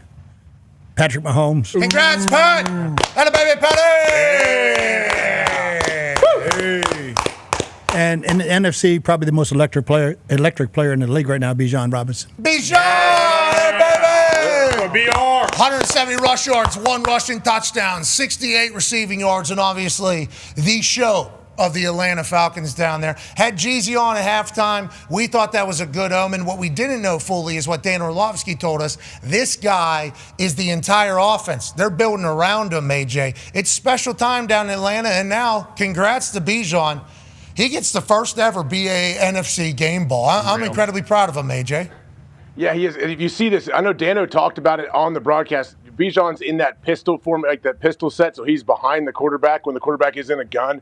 Dano is actually saying he's not a huge fan of it for the quarterback. He feels like it can make the quarterback not sure of where to drop or whatever if he's throwing the ball. But I think it does so much for this offense. Like defensively, it gives you a little bit weird, like a different look. He's almost hidden behind the quarterback. And with Bijan's patience, like the guy's patience and vision is just off the charts. And it seems like every play, too, like, oh, he's lined up at it. He's out at one. He's a receiver, motion him back in. And whether he's getting the ball or not, he's getting a ton of attention. And Algiers, his, 21-yard touchdown, the first score of the game, like, I think Bijan motions out. Multiple guys are paying attention, going with him. And Algiers is awesome as well. And he just takes it to the house. So this offense, I think, is only going to get better as the season goes. And the Buffalo Bills defense against the run and running backs was obviously soft, so that's why many people, including Dano, thought it was going to be a bad matchup for this Buffalo Bills team. And now the world's falling in Buffalo yet again, and Atlanta is thriving. They have a BA game ball down coming to that locker room. And then for the AFC, you said Patrick Mahomes. So let me tell you about Patrick Mahomes right now. Who's the odds-on favorite to win the MVP? Let's go to Hammer, Dahn, AP Tone. That would be Patrick Mahomes. Hey, who's the odds-on favorite to win the AFC? I think that's the Kansas City Chiefs. Okay, so you have a couple good games of offense, and all of a sudden everybody goes, yep, they woke up. Rashee Rice is about to show up. It's a real fear that we all have of the Kansas City Chiefs. Mm-hmm. And whenever we start to see them play well, we all go, up. The Boogie Monster's back. I mean, this is bad news for everybody. For the NFL, though, it's awesome. I love that Patrick Mahomes is back balling.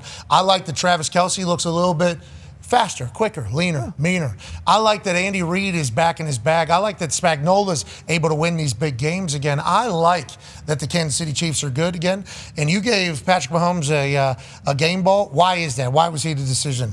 Oh, a lot of good players. Four touchdowns. I mean, and everybody's writing them off.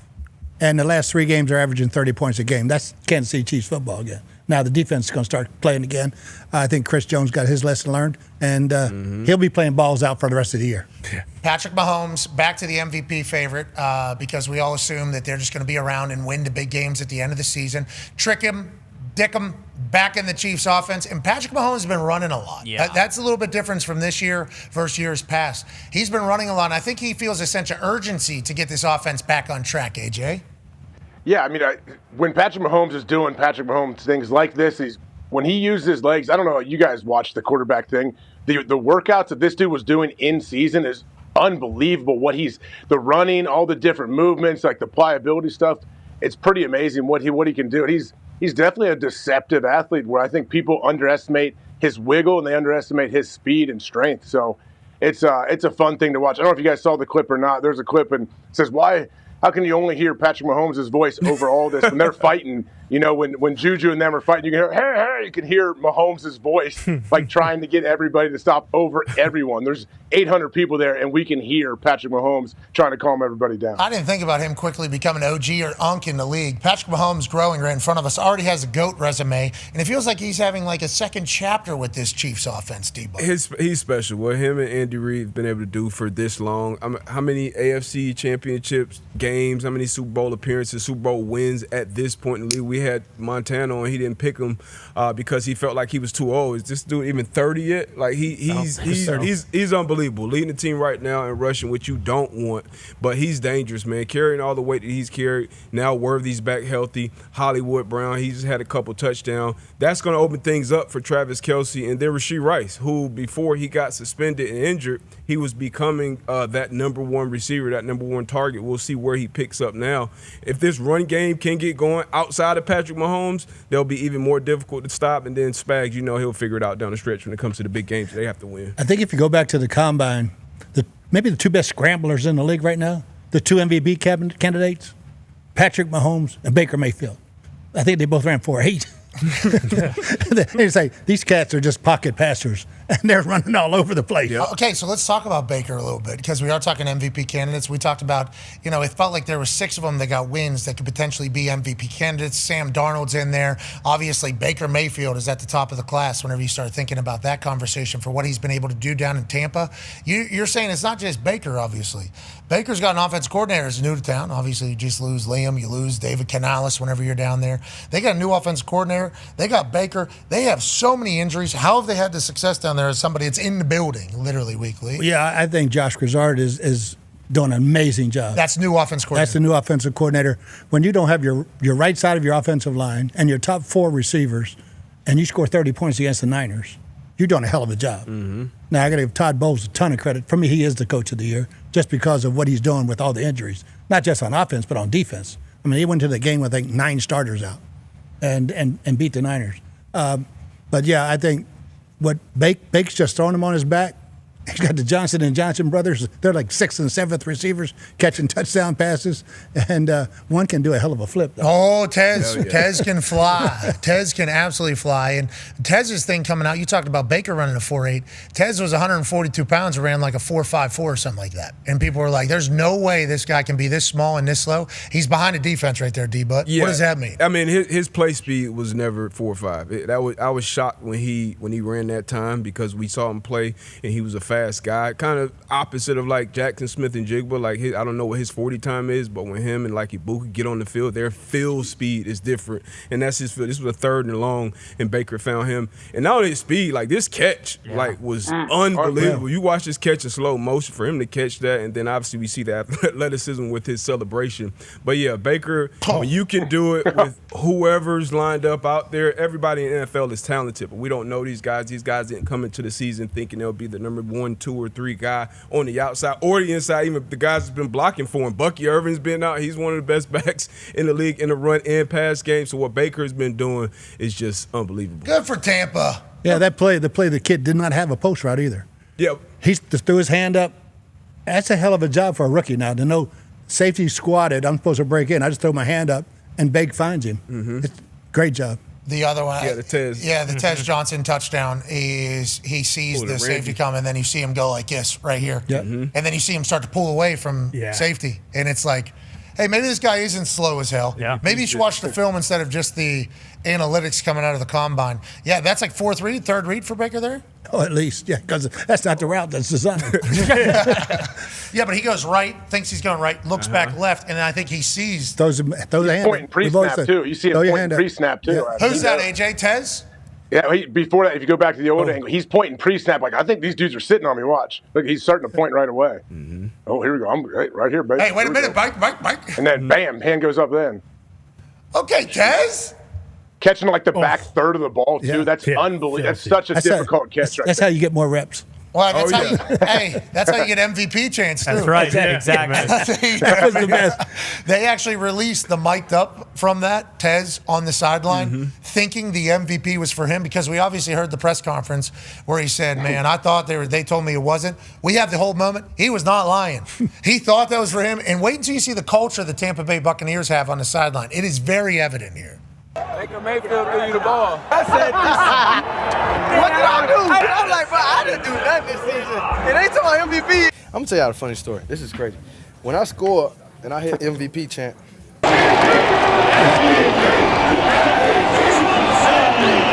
I'm thinking they talking about me. So I asked Shep. I'm like, Shep, they was chanting MVP? Yeah. And he was like, yeah. I was like, I ain't do nothing this year. And then he was like, they talking about Baker, Ted. Baker Mayfield threw you the ball. Oh, I thought they told me. I was like, I didn't do a damn thing. And I was like, well, that explains it. But he is the MVP. I was just happy with you. But you know what? Now I am mad at you. But look though. Hey, Mike said, what they was chanting, I said, MVP. What have I done? I said, this. What did I do? I was about to start praising it. Man, you know I'm slow sometimes, bro. I'm like, bro, I didn't do nothing this season. And they talking about MVP. Shut don't talk about now. I was just messing with you. Now you go back to the old. Now you going back to the old Ted. Hey, now you about to start going crazy. All you needed was a little bit of confidence. Now you finna go digital. You hear me? I promise you. Hey, that's a cool locker room right there. That is a fun locker room. That is a good vibe. Godwin losing his mind. He's not on the field. Yeah. Remember when and Mike, I mean, that team is powerful whenever everybody's healthy. Emeka is out. They lost him in the second quarter. Yeah. And Jalen McMillan hasn't played yet, so their top 4 receivers are not there. I like that Buccaneers team. I also like local sports talk. Who doesn't? Okay. I grew up in Pittsburgh. Pittsburgh is a place that has a lot of local sports talk. You know, I think it's like a super sports tiny thing to have the local sports talk. There's still places that it exists. Obviously, everybody thinks those days are old, and the talking heads that literally just yell into microphones for hours at a time for radio are days of the past. It's like, no, there's still a very loyal listener to sports radio, but also there is local sports talk that still is giving the pulse of the fans. They're still giving the opinions of the fans. They're still asking the questions that need to be asked. And we have a Hall of Fame moment fresh out of Cleveland by Tony Rizzo, who's about sick and tired of Myles Garrett taking $40 million a year and then complaining about the state of the Browns. I don't feel sorry for Myles Garrett. I don't Stop with this crap. He's not a leader. He's a hired gun here for money, and he wanted to leave your city and your team. End of story. Am I wrong? No, Riz, you're exactly What goes through right. your mind? What goes through your mind?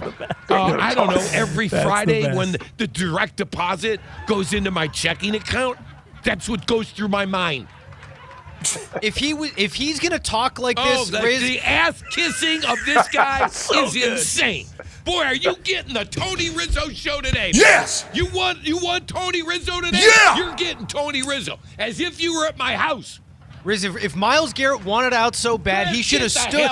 He should have Yeah. stood by his Right. demand and forced his way out. What goes Enough. through your mind? What goes through your mind? What? What are you talking about? Myles Garrett was a no-show yesterday. He never plays well against the Steelers. Sports Rarely. radio. Rarely. Standing ovation. Not that Myles, much. where the hell were you yesterday? That's my question. Big pop late. Oh, what goes through your mind when their ears are pinned back and everybody's getting a bunch of sacks? I don't give a crap how many sacks Myles Garrett has. I'm not here for Myles Garrett. I want to win. That's all Tony Rizzo wants to do. I'll tell you what, we all won because we got a chance to hear that. Love the laugh track and a standing ovation to himself. I don't know who's controlling that, the bald-headed guy asking the questions to Tony Rizzo. We'd like to say massive respect to what you guys do, and we appreciate your fanhood and your passion. But that is a real sentiment, I assume, amongst Ohio people and Cleveland Browns fans about their leadership. Very similar to what was going on with Miami with Tua. Anytime you're losing and the people that are making the most amount of money are talking about stuff at the top, it's like you are the top is what fans feel like, AJ. Yeah, I mean, you're never like if you want to get a sense of how the fans, how people feel about their team, go to the local people, whether it's college, pros, whatever. They're in there day in, day out, talking about their specific team, interviewing players. I'm sure Rizzo is not the only one in Ohio that feels this way. Now we know you lose, everybody can get it. You know, when you lose, and it's going to come for the guys that make the most money at first. And Myles Garrett understands that. I doubt this. I'm sure Myles Garrett's heard things like this in the past, and he's used to it being in Cleveland, but. You win games, you're going to quiet a lot of this stuff down. I don't know. Tony Rizzo might see himself in that graveyard for Halloween up there in Miles Garrett. Which I heard is getting actual marble this year with the new upgrade of the contract. That makes sense. Actual marble grave sites in his front yard of all the quarterbacks and Tony Rizzo potentially that he does every Halloween. You hear Tony Rizzo go like that. You've obviously been a coach for a long time. You've been in a lot of markets that sports talk matters. How much does that affect coaches? Because I think at this stage, players, Tony Rizzo just pops up as a TikTok, and then they probably just scroll right by. This guy's crazy. scroll right by it. But there was a time where sports talk, local sports talk, really mattered to teams, ownership, and everything they had going on. Oh, yeah, I had fired BruceArians.com in a couple cities. But you knew of it too, yeah? Your whole family did? I say my wife and kids do. I ain't paying attention, but you can't listen to that stuff. But I think, but it's great. The cities like Pittsburgh, Cleveland, they have a fervor of a fan base, and those guys, they love it. They're there every day. It means so much to them. They're doing bigger numbers than a lot of these podcasts out here. They think they're national podcasts. No doubt. In these cities. And I grew up in Pittsburgh, which is a sports talk place and a lot of shit talk place and everything like that. And so I didn't really know the New York sports talking head market, which I guess they all feel like they created and birthed and everything like that with Mike and the Mad Dog. That whole thing I didn't know of them when I was growing up. Until back after this, started posting all the clips of this guy, and I'm like, wow, I wish I knew this guy existed my entire life. This would have been incredible. Good sports talk is hard to beat. It is legitimately hard to beat. Yeah. Like Tony Rizzo right there, feed me that times 10. But also, I would like some other stuff in my life. Rizzo's living it and potentially dying it, and we need him to take care of himself, Rizzo. Well, and that's the big thing. Like, a guy like him, he has carte blanche to say whatever he wants. That guy is following the Browns day in, day out, and probably has been for, the last 30 years. He's killing himself. You subject yourself, and he has to care. He's talking about that the Browns! 6 months out of his year, every single year for the last 30 years. And the Browns. That's going to happen every once in a while. You're going to wake up and just be like, you know what? Fuck it. I hate all these guys. I hate this team. I hate this. I almost hate this city because of it. So I'm going to let everybody have it. I think it's their love of the city. It's Tony Rizzo's love of the city that drives them every single day, and we appreciate that from Paisan. I assume Tony Rizzo and many like him around the city, not in a lot of cities, but many people around different cities, they hate us. We're the national people that say something. Tony Rizzo. And you got this Thai shit guy. What's his name? The local people talking about the national people. The best in the world. Shout out to the local folks. We appreciate you. Shout out to sports being so damn magical. And shout out to the NFL delivering in a big way. Ratings up for everything. College football right now. Hey, humming. Look out for college ball. We got about 2 minutes, Tone. It's Tuesday. What are the college football stories that we need to look ahead to this weekend live from Hammer, Dahn. Yeah, we got another huge weekend of football games. We had that huge one last weekend where there was 10 games of either ranked on ranked or ranked versus an unranked team is a really good football team, like a Georgia-Auburn type matchup from last week. So this week, obviously, you guys are going to be between the hedges down in Georgia. That would be number 9, Georgia, hosting Ole Miss, who is number 5. That is a huge one down in the SEC. That one can be up for a playoff spot, arguably, at the end of the season. So that one's a huge one. Another ranked on ranked SEC matchup this weekend. Tennessee goes down to Bama, which is a great rivalry. That one will be a huge one. USC, Notre Dame, another rivalry. That one, USC wins. They could potentially be the 4th Big Ten team in the playoff. Notre Dame loses. They are out, I would assume, with the 3 losses to Miami, Texas A&M, and USC. I would assume Notre Dame is out, but who knows? And then the Holy War. Utah and BYU, another ranked-on-ranked matchup there for the Big 12, which will be a huge one towards the end of the season. And then what's the late-night game? Is there a nightcap happening this weekend, or was that Texas Tech plays Arizona State. I do not know if I'm blanking on his name. Quarterback for Arizona State. Sam Leavitt. Thank you. Sam Leavitt is going to be back or not. So that'll be huge implications on that one. But if he is, that one, Texas Tech, Arizona State's a big one. All right, we appreciate you, Tom. Good work, buddy. Tony. All right, we'll continue digitally as we hand you off, I believe, to Sports Center. We think you're going to enjoy the hell out of their show. They're going to crush it. Just absolutely crush it. And we're going to continue with our shenanigans. Be a friend, tell a friend something nice might change your life. All right, I think I got it now. Oh, yeah. Had about a minute 30 left there. Had to get to the out. Tossed that on Tone late. I missed LSU and Vandy, too. That's Iowa, Penn State as well. Well, that's what I was about to say. Oh, wow. That's gonna... Wow, Iowa, Penn State matters so much less now. Yeah. I know, under 20? Under 20 there, maybe? UConn, Boston College. Yeah, that's a good one. That's a good one. Speaking of UConn, you asked Dano if he knew Jeezy? Yeah. Our era. It was in every locker room in our era. I assume Jeezy was in every locker room. Now, granted, did Dan Orlovsky know that it was Jeezy? Like, when did he find out that the songs he was listening to was Jeezy? There was a bit of a dog back in the day. Was he? Yeah. Wow, because there's a whole new Dan now. As we all grow. Yeah, we're grown 40 now. Yeah, we're all old. Yeah, it's a long time ago, 25 years ago. He was like almost, what was he? He was on the magazine or something. He was cover Sports Illustrated. I mean, he was a Heisman candidate, yeah. Like 95 overall game. Dan Orlovsky needs a little bit more respect. Bit of a doubt. Because we all see one play from a Hall of Famer running wild and him running a little bit faster, just a little bit deeper than everybody else. Everybody forgets Dan Orlovsky could spin it. Mm-hmm. Dan Orlovsky was a football player. Yeah. B.A., did you ever coach Dan Orlovsky? I never had the pleasure. I liked you said pleasure there at the end. That's one of those guys you look around and you say, I wish I could have coached that guy, right? Not so fast. Dan, you didn't deserve that. This was supposed to be a complimentary. Love you, Danny. I would have taught you where the back of that end zone was. Jesus. Dan. All right, let's get to a break. On the other side, we'll wrap up all the storylines that we haven't hit. And B.A., I don't know if we need you to putt ever again after what you did. I don't think you need to. Tired. So impressive. I literally just remember that as I looked over here and I saw the 4 balls, and I was like, that was last week. Yeah. It was unbelievable. Have you golfed since then? Or have you missed a putt? I did not get out this week, no. So you still have not missed a putt? No, I have not missed a putt since then. I'm still thinking about bringing that putter out of the garage. He wouldn't take the putter. I tried to give him the putter. I'm like, hey, you've never missed with this putter. Just go ahead and take it. Nah, no. Puts it back. I'm like, how many putters have you been through? Ooh. What was the number?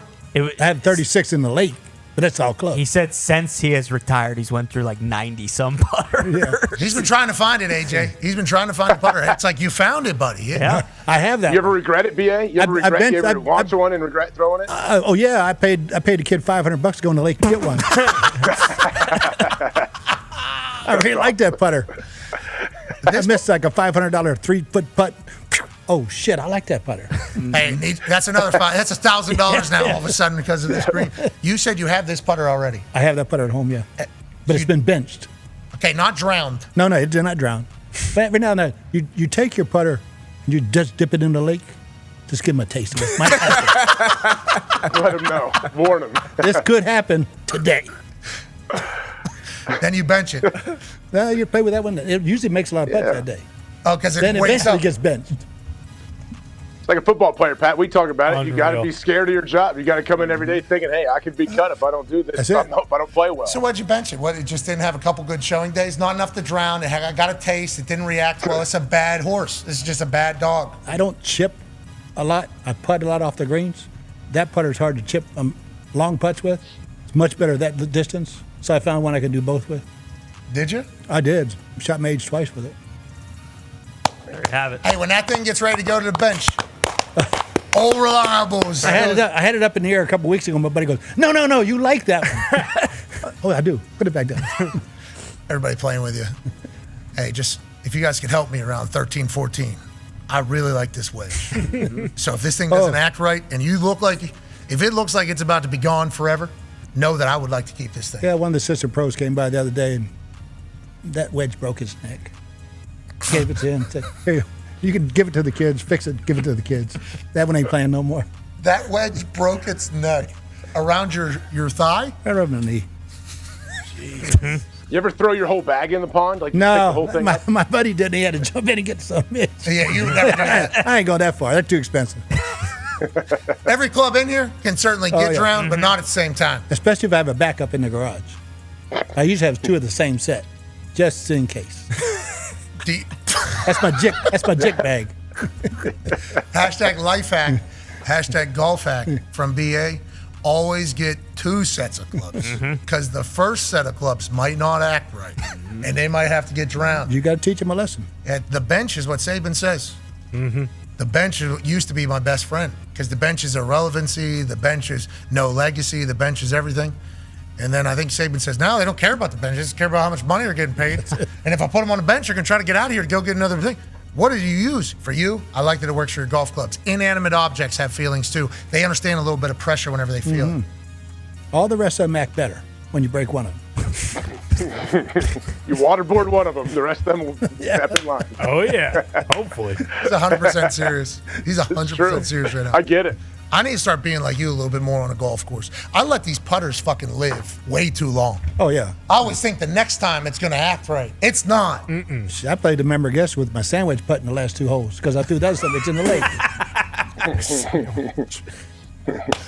And I made the putt with the sandwich. Of course you did. Hell, you need putter for? That's what I'm starting to think. Well, I watch you with a putter do some magical things here, and then I watch you say, I don't want it. Even though you've been trying to figure out your putter for a long time. Massive respect to you. Let's get to a break. On the other side, we'll do some more golf talk and wrap up all the stories. You're the greatest people on earth for allowing us to do this for a living. Here's a teaser, a trailer, if you will, for the newest episode of Rushmore on X. Ari Emanuel, Ben Persky are the hosts. They gather the legends of their industries to put together an official Mount Rushmore of different genres. This week is bands. Just any band. Doesn't have to be a rock band like Peter Schrager earlier. Just bands in general. Solo acts that you thought were solo acts, actually potentially a band, and do get mentioned in this entire thing. It's a nice winding road throughout the history of rhythmic sound, if you will. And there's a band in the 70s that you'll learn about that is not getting any royalties for everything everybody's doing today. And their family should be looking into it somehow. There has to be something that Rick Rubin presents to the table, Jimmy Iovine. Together, these dudes have been a part of 450 albums. And they sit down and chit-chat about the history of music and the greatest bands. It's well worth the watch, I think. It's 20-some minutes, too. Very digestible.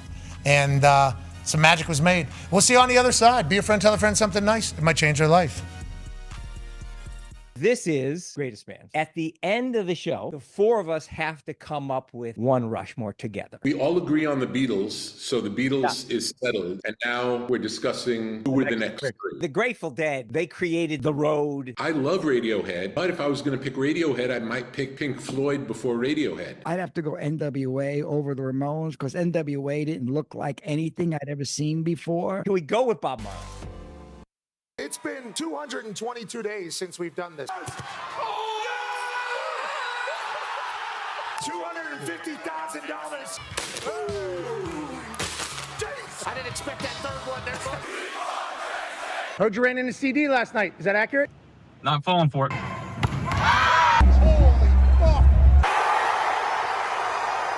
yeah!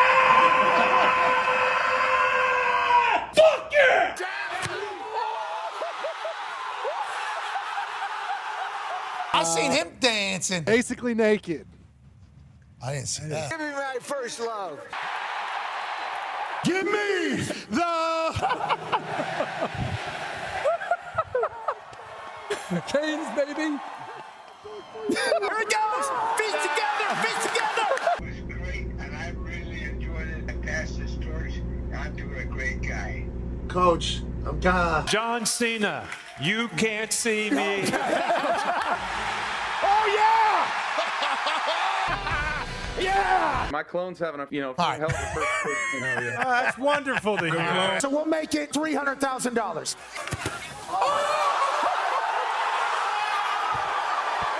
Gonna go on forever. Forever! Yeah. Forever! O-H! N-O. Texas! Well, I want to let you. Okay, we're starting early. Rocky Top, Tennessee. No, we're still live, Coach. We're still live. He was like, "Get me the fuck out of here." Another one of these makes him wear. Look, amazing. Thanks, I appreciate this.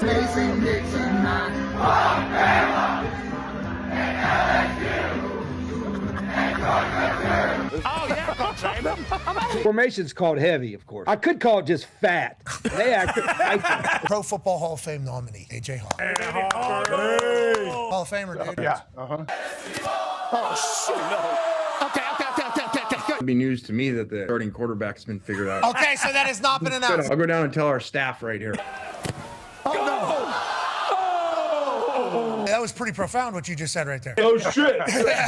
It's also a great day to live in the greatest country on earth, the United States of America.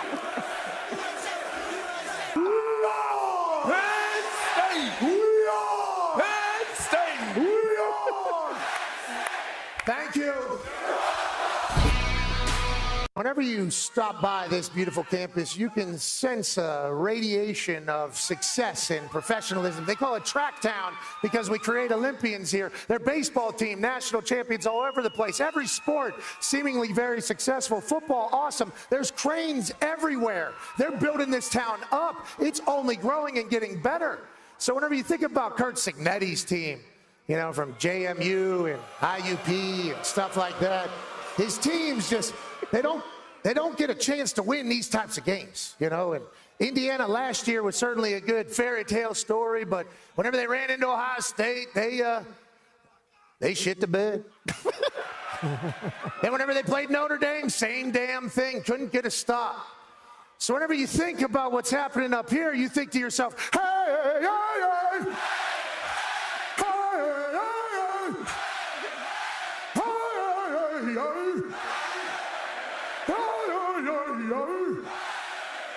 You make me want to put my hands up and leave my feet up and wave my hands. Now, you would think that would scare this year's Cignetti's team. You think that because Autzon's so damn hard to win in, and they don't smoke cigs around here, they smoke trees around here. Fernando Mendoza has no chance to come in here. I love Oregon. I love Dan Lanning. I was shirtless with that man this morning. But my wife is a Hoosier through and through, and so am I, baby. Give me that. Hoosiers. Hoosiers. And the biggest win of Cignetti's career, the Indiana Hoosiers tell the world, we're for real. I'll see you both in the college football playoffs. Indiana gets a win today. Changes the trajectory of all of college sports. Congratulations to Sig and the boys. Sabrina, you're the GOAT. Thank you for the shoes. Go Hoosiers. Have an incredible day of college football, everybody. We love you. Goodbye.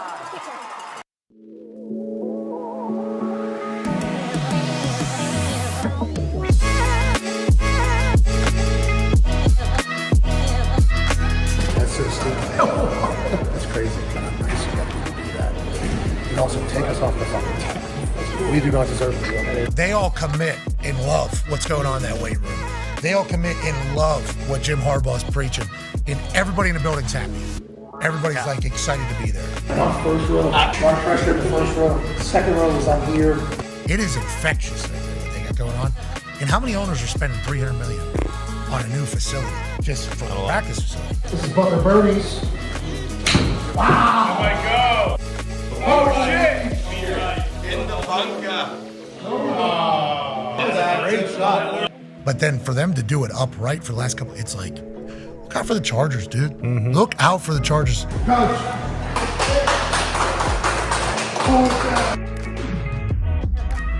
Hey, we're gonna gift for you. Here we go.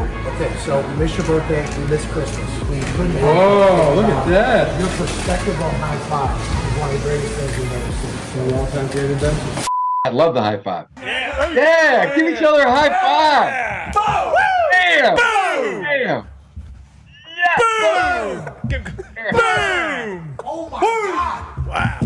Boom! So we wanted to make you basically something that you could high five. My dad made this. Oh wow! Yeah, He is talented. Yeah, boom. Keep that feeling. Yeah, boom.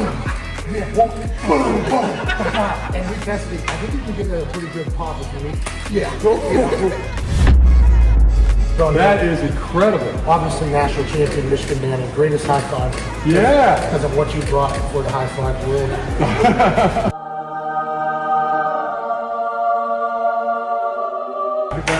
Oh yeah. He tried to give a handshake to that particular high five trophy. Did break the hand off. We had to put it back on. Yeah, way to go handshake. Oh no! Oh no! There we go. We have so much respect for you. You guys just roll deep. This would be entourage level, wouldn't it? To be honest, we didn't know we were going to be able to get 11 people in here, and then we pulled up and said you have 11. That's where it should be. Should roll 11. Yeah, always start 11. You're the best. You're the best. I mean, wow, it looks like a lot of highlights against one particular team. They played more than one game. Why did they have all these TVs for one game? Imposing our will. This sucks. Party in the backfield. No one. We mean no one outbeats us to Hutton. This might be close. I love that Chargers team even more now. Hey. What? Let's go. This show stinks, and the fact that you listen, we are very, very thankful for it. McAfee on the line with a gorgeous assist. The all-time leading tackler for the Green Bay Packers. You ping! Damn it! Be a friend, tell a friend something nice could change their life.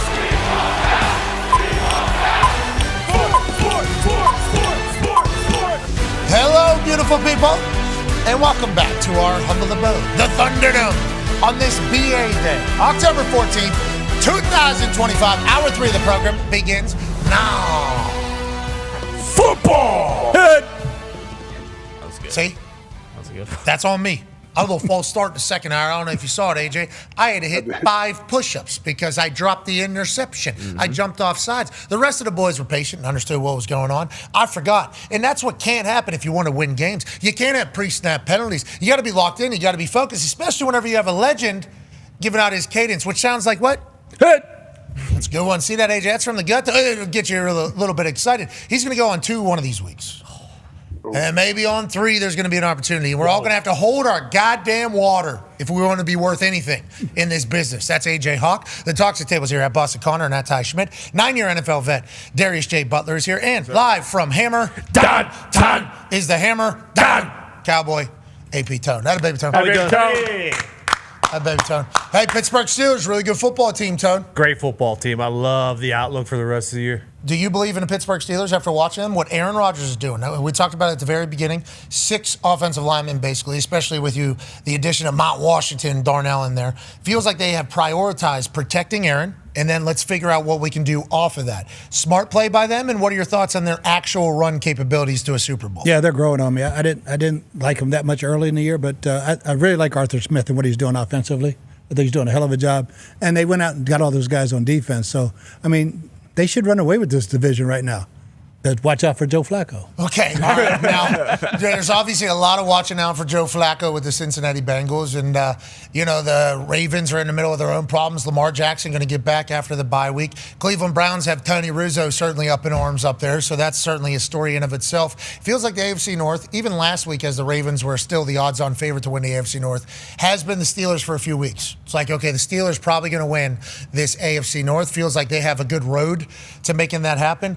Offensively, though, Artie Smith and Aaron, have you seen any successful or explosive offenses that have had an extra man of protection in there? Because every human is vital, okay? Whenever you're talking about spread out offenses, they have as many offenses, weapons as possible split out. Only 5 offensive linemen, so everybody else is basically being utilized as an offensive threat. Whenever you bring somebody in and their focus is completely on protection, you're now taking away from one of your weapons. There's only 11 people on the field. How many people on the line?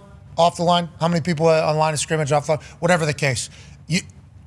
The opportunity to be a good offense in 2025 is much less whenever you have to worry about adding another body into protection. It's like having a heavy box on the defensive side and still being able to protect the long ball. Are they going to be able to navigate that and make explosives? Because it feels like they're doing it right now, and it feels like they're only starting to design things out of this extra body protection package. Yeah, I think you see it. Same with Chicago. It starts with the running game. They got a big offensive line, big tight end, run the football. Aaron's doing the bootlegs, and that's how you push the ball down the field. A lot of times we would use an offensive tackle.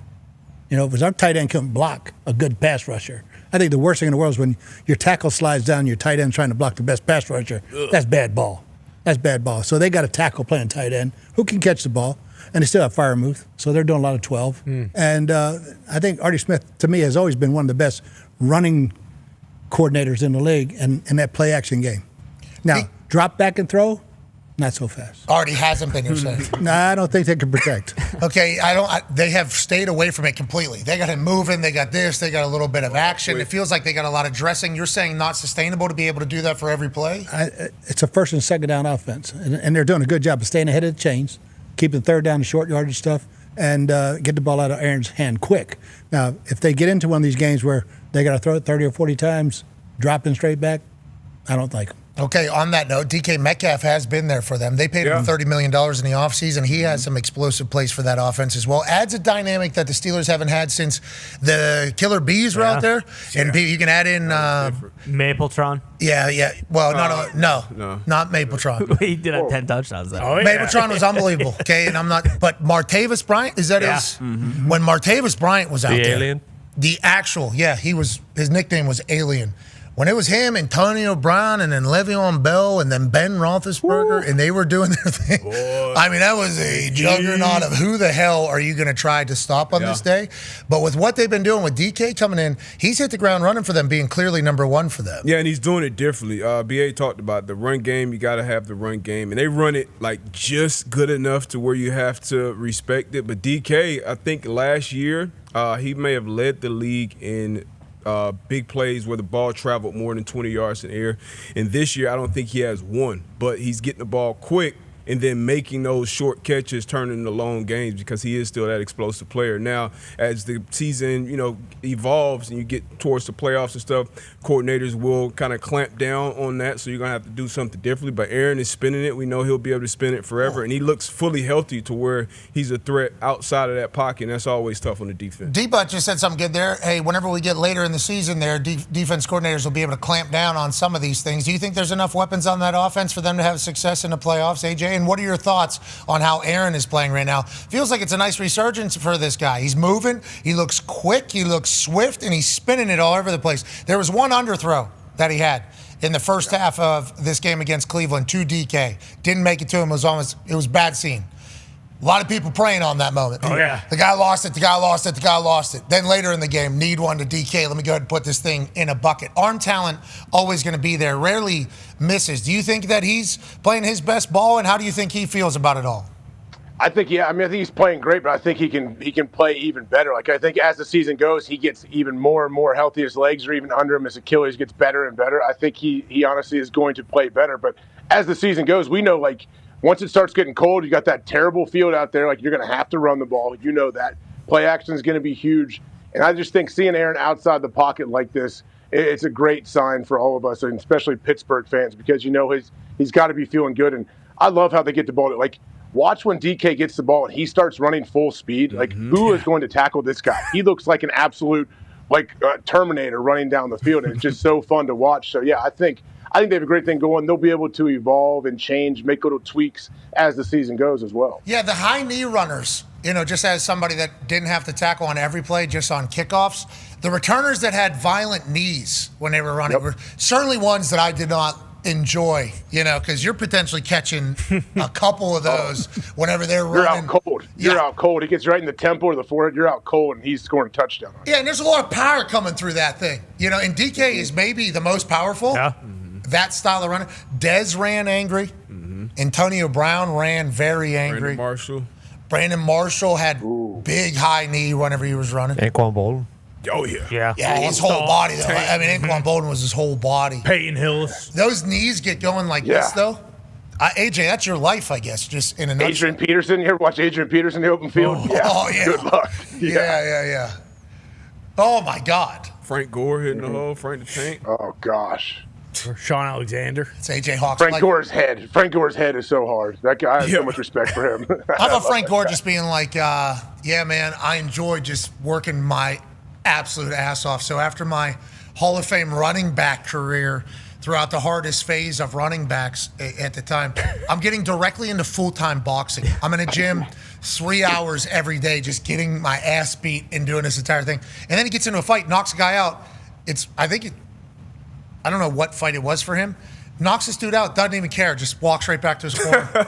Just go ahead and stand there, and then he's like, all right, I'm going to keep it moving. Frank Gore locked in, going ahead. He's one of the greatest. He's still training like that right now. Right now, I saw Jonathan Taylor on the Downs, Josh Downs, and Caleb Downs. They have a podcast. He was on there, and they asked him about something about his footwork. He was saying he still trains at the place, and he's like, Frank Gore is still getting after. I trained at the same spot, like, Frank Gore taught me like how to be a pro. Just watching Frank Gore, watching Fred Taylor, watching MJD. Like it was a whole Thomas Jones, like that whole group. Like how they used to push each other, how they used to just talk shit. You know Frank. Frank's gonna talk shit to everybody. Oh, I remember you. Yeah, I ran your ass over and just keep on moving. So like he like the work that he puts in the offseason, what these players do. Everybody has their own shit, but Frank Gore is kind of like the standard. Yeah, I enjoyed whenever he was a Colt. So he picked us over, I forget somebody else, and I was pumped to have him because OG heard the legendary stories about him. And then you sit down and talk with him. Hilarious. One of the greatest teammates. Boy, his pads, the way he went about doing football was the best. And then he showed up at off-season workouts, and I forget which strength coach it was. We went through a bevy of strength coaches there for a little bit. And he wanted to do some game, some running game, something. And the guy was basically implying like Frank should go first because he's a leader. And Frank gave him nah, I'm okay. And didn't do it, okay? And then I think there were some people that didn't know Frank. They were like, is he not in shape or whatever? It's like, no. Frank is in better shape than everybody in here. He's just not doing this bullshit right here at this exact moment. He wasn't the only one. He was beloved by our locker room. Oh, yeah. And by the equipment staff and by the trainers. What an OG, man. Like one of the perfect NFL players just as a whole. It feels like everywhere he went, everybody was like, this Football. guy. Yeah. Here's him boxing. This is exactly the video I saw. We don't know who this is. Yep, let me go ahead and get you. And then, all right, just walks away. All right, sweet. Yeah, it's over. Thanks. See you guys. Thanks. All right, dude. You imagine being that guy and just like getting into a fight and thinking like, oh, I'll probably just have, like some guy from the local gym. They're like, actually, you're going to be fighting Frank Gore, unfortunately. He was trying to wear no pads while playing in the NFL during the CTE era. He was trying to wear 0 pads while he was out there because he just didn't like it. The shoes, him changing his shoes, he was... and he never got hurt, right?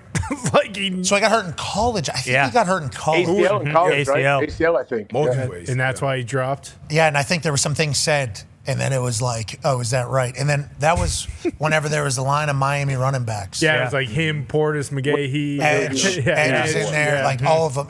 And if I recall the story going right, I forget who told it. Somebody told the story. It might have been Frank. It might have been somebody telling Frank's story. It was like whenever it was his time to go, he was like, there wasn't like a pressure about being a Miami running back. It was like a mindset like, oh, yeah, I'm going to be the next one that's going to go kill everybody. Yeah. Because all the Miami running backs were just killing everybody as soon as they got in there. So there was like an excitement out of that running back room to get to the NFL because like, oh, this is cake. We're literally watching everybody do it. But they had a method, a blueprint, which was work your fucking ass off, outwork everybody, and then you're obviously going to have to be tough. They were special. Those U days were special. Not that they're not now, but I'm just saying there was special talent. Yeah, I go all the way back to Alonzo Highsmith and Melvin Bratton. I mean, I was recruiting Melvin way back when, and I mean they've had running backs forever and quarterbacks. How about them being back? How do you feel about the U being back? Oh, they're back. Obviously not good for Virginia Tech down there. Mario's got it really going, and he's a great recruiter.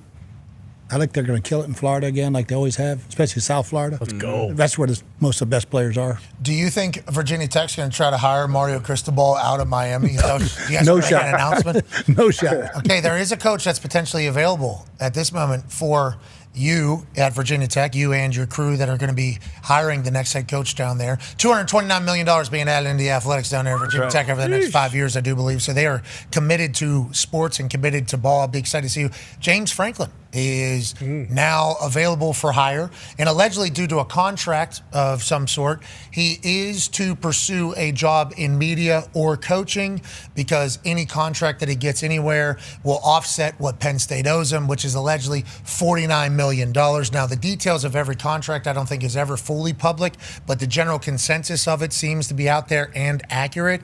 So they're looking for him to try to offset what they have to pay him. He obviously can go into these interviews and say, I live in my mom's basement now. I actually poop my pants every day. So I don't even know what football is. I actually don't love the sport anymore.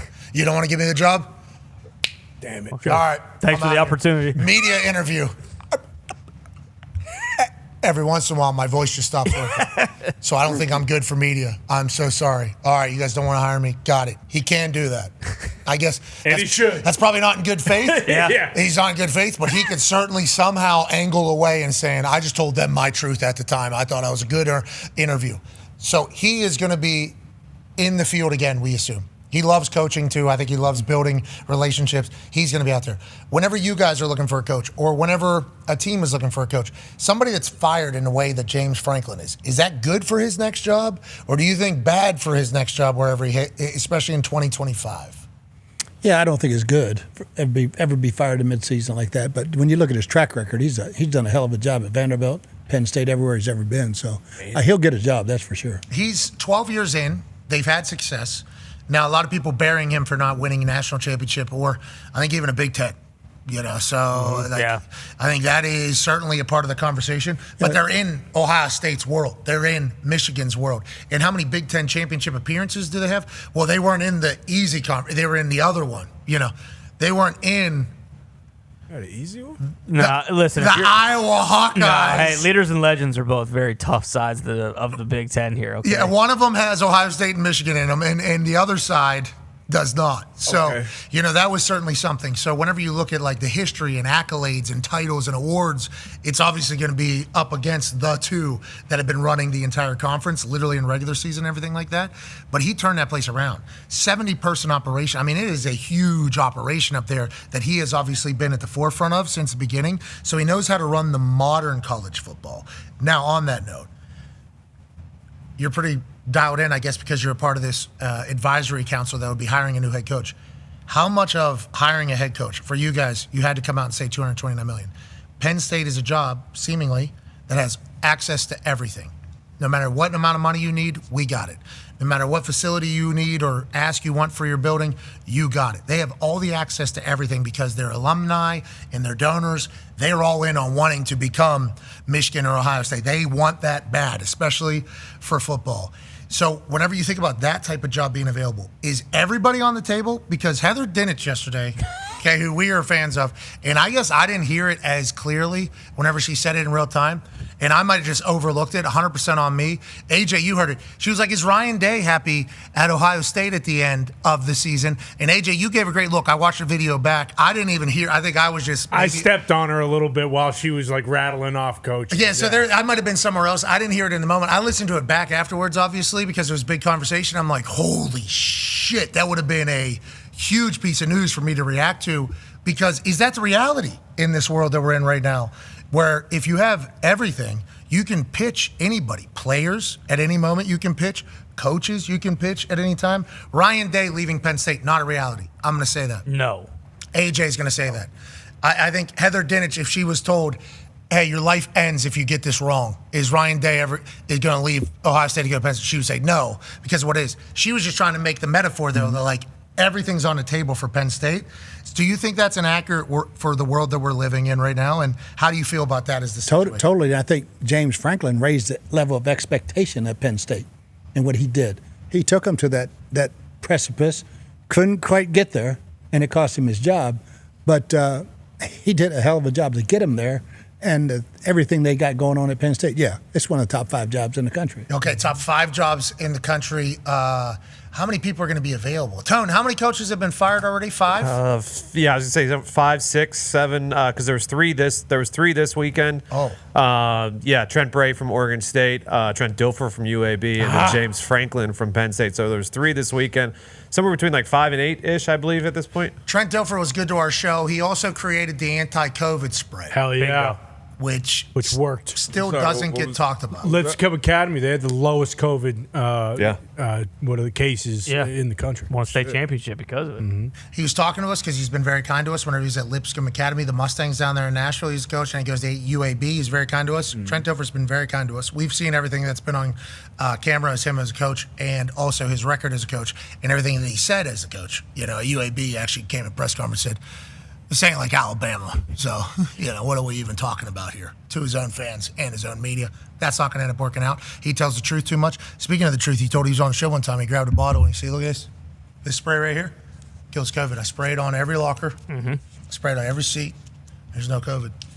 Right here. COVID spray. Shortly after that, there was car wash machines that people were putting on doors. You remember that? Yeah, Broncos. Yeah. When people would Yeah, walk. Broncos walked through it on the way to practice. I remember that. That's his shit. I think that was this shit. I think it was. Wow. Oh, so he's going to focus full. Well, I guess now we don't have much use for it now. Whoa. Let's hope not. Okay, let's not be. Keep it on ice.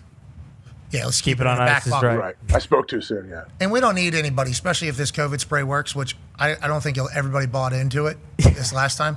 But if this spray does work, let's make sure we don't call it like horse paste going forward.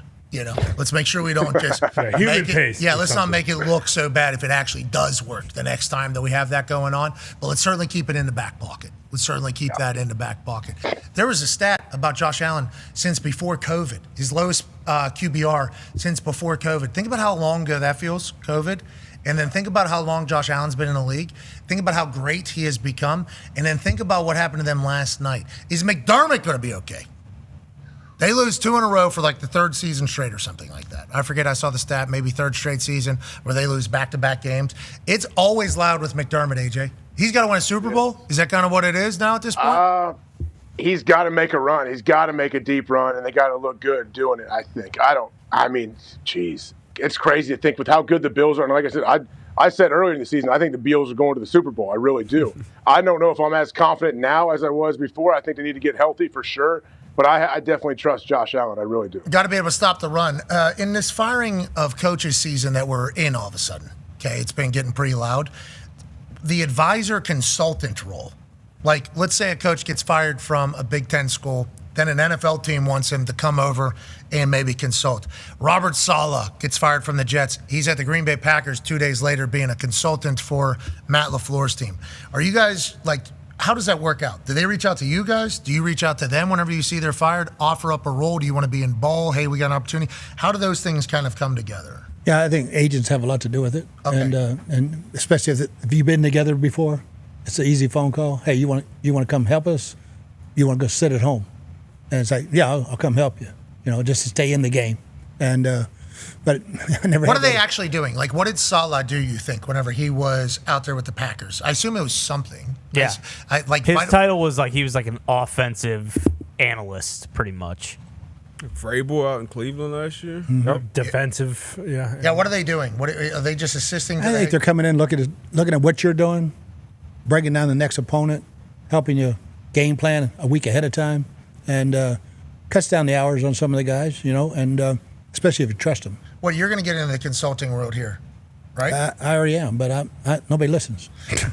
Amen. They don't brother. need to either. Amen. They're doing too good. But when you're in the consulting, what is it like? Hey, this is what you should be thinking for this particular game. In my eyes, this is something. I think if you're offensive, defensive analyst, yes. If in my role, it's just talking to the GM, talking to the head coach about the next one, and how the hell are we going to get these guys healthy? How is that? Do you enjoy this role or no? Oh yeah, it's easy. It's really easy, and two of my best friends. So it really is so far. I mean, get those receivers back and get the right tackle, right guard back. Well, the right guard not coming back, but get the right tackle back. That's a lot of firepower that Tampa Bay Buccaneers team has. Oh yeah. I don't think anybody was thinking the Tampa Bay Buccaneers Super Bowl. Because everybody was on the Philadelphia Eagles in the NFC. Everybody's like, Philadelphia Eagles are going to return and be their thing. They obviously still have very much a winning record, but everybody's turned against them. Then you watch this Buccaneers team; they're 5-1 at the moment. Then they put out what a predictive super wild card weekend seeding would look like, and you got two teams at the top of this thing that nobody could have predicted. You got the Colts, number 1 seed AFC, of course, just like we've been saying, AJ, for a long time. Just like we've been saying. Okay, and then you got the Buccaneers as the number 1 seed in the NFC. It's like going into the season. No way would anybody be predicting this after week 6. So you got something special brewing down there, just like we have. And then you look at the teams that are still in, and then the teams that are missing. Congrats to the Jacksonville Jaguars. Yeah, hey, love what they're doing. Then you look at some of those teams that have a lot of injuries. It's like they're here now. Will they be around here in about 2 weeks, 3 weeks? We shall see. Yeah, it's crazy just looking at the wild card teams for the NFC. Like all 3 of those guys were the top 3 teams when it came to odds to win the Super Bowl at the beginning of the season, and now they're not even the top of their own division. Or I guess the Packers probably weren't just because people were still high on the Lions, but still, it's just insane how much toss up there is. And then look at the one team that's missing and the one team that's on there, the Vikings without Darnold and Darnold with the Seahawks. Now it's insane. Yeah, the NFC West has a lot of representation in the playoffs is what we're seeing. Yeah, 3 out of the 4 teams is great. Cardinals, man, Jacoby was spinning. He was. He was. Buda Baker, getting to watch him play football. Oh, baby. You guys had a great interaction. That's so much fun. Watching Buda Baker play football is a lot of fun. I assume that's what Cardinals people think. You obviously coached him out there, which is a phenomenal football player. Whenever we talk about people that we would like, Max Crosby, we love Max Crosby. Yes. It'd be cool to see him. Buda Baker, it'd be cool to see him again, at a contender. They had a pick. They come down and celebrate in front of the suite. Then they jog down, talk their shit. Okay, amongst everybody. Buda Baker turns around, points directly at me, jogs away. It's like, yes, I love everything about it. We got a turnover 2 plays later. Just why. FYI, our defense said, excuse me, okay, that's cute. Let's go ahead and do that, and let's run it back. But watching him play football was fun. And Arizona, such a beautiful place. Obviously, you've had success there and coached there. They're the only team in the NFC West that's like no chance of making it, feels. Yeah, I think they lost 3 games in the last play. Yes. And they just can't quite get over that hump. But Marvin Harrison Jr. is going to be special, man. He's come out of it now. He's coming out of that little funk he had. But Jacoby Brissett has played great wherever he's been. I agree. Started here with the Indianapolis Colts. He was the one calling the team meetings whenever he was the backup quarterback. Remember, Andrew Luck was the starting quarterback. Jacoby was backup. Jacoby was the one calling certain meetings and leading, I guess, in some of it. Always been respected, always been appreciated behind the scenes. He's one of those journeyman backups. And I think the Colts probably, if they didn't say it, I think there was a little bit of hey, we'd rather not. With Kyler, we understand what we got. I think Shane Steichen and Gannon obviously know each other very well, but that changes for things. Jacoby going in there in his first game, nice breath of fresh air, used to play here, let it loose, really nothing to lose. That's when these backups are most dangerous. That first game, when it's like wheel and deal and get a chance, opportunity. I've been on the sideline for so long. It's my time. Let's go ahead and do this. They know enough to get their shit by. They're good enough, obviously, to still be in the league that they're at. That's a dangerous scenario. And I thought Jacoby was going to do it. I thought we were going to lose that game. Little I know, this is the brand new Colts. This is number 1 overall seed, Indianapolis Colts, and thank God, AJ, for that. Yeah, thank God for that. The Colts definitely stepped up, but you're right. Every time, Jacoby, when I see him playing, he gives me confidence that his team can win almost every time. He just looks, whatever it is, when he's sitting in the pocket and he lets it rip, he just looks confident, looks like he knows what he wants to do, and he's not out there guessing. He just seems, I don't know, he could definitely start for some teams in the league, I think. Yeah, we say that about a bunch of backups, and then we see some teams and they have the worst backups of all time. Yeah. And then you hear Tom Moore's quote about backup quarterbacks. It's like, we're preparing with Peyton Manning. If we lose Peyton Manning, we're fucked. And we don't practice fucked. Man, that's it. But now you need backups. Yeah. You need a backup quarterback. You need it. Not that Arizona does. Jacoby obviously very good. It doesn't matter. They're not going to. Come on, Arizona, dude. That place is awesome. I would who knows where I end up, wife, family, and I end up retiring. Arizona is certainly on the list of places we're headed. Definitely. It'd be great if they were incredible at football. Yeah. It would be really cool if they got even better at football. They can, right, you think? They were rocking. Our last 3 years, they were rocking. That stadium was fun to be in. Where'd you live out there? I lived in Chandler down in the South Valley. So cool, Chandler. How's the golf out there? That's the best golf place? Some of the best. If you like desert golf. Whisper Rock is one of the most special places in the world. What's desert golf? Just flat? Desert and green. Got it. Normally bigger fairways or smaller fairways? Each course is so different, and they're all unique. They have so many. They have more golf courses than McDonald's. It's one of the Chamber of Commerce things. Wow. In Arizona? In Scottsdale and that whole area, Maricopa County. Okay, so lake golf, desert golf, beach golf. What else? Lake for me, and then desert. And then what other styles are there? There's beach. There's obviously farm golf. I think northern tree-lined. Firestone to me is one of the iconic places. Hilly, elevation for sure. Okay, that's a style of golf course. Yeah, and then Augusta is the hilliest of all, and the prettiest of all. How'd you play there? Pretty good. Not too bad. Not too bad. How were you? Did you have dinner there? No, I had lunch, but it was fun. It was a great experience. You have a couple cocktails out there? Oh, of course.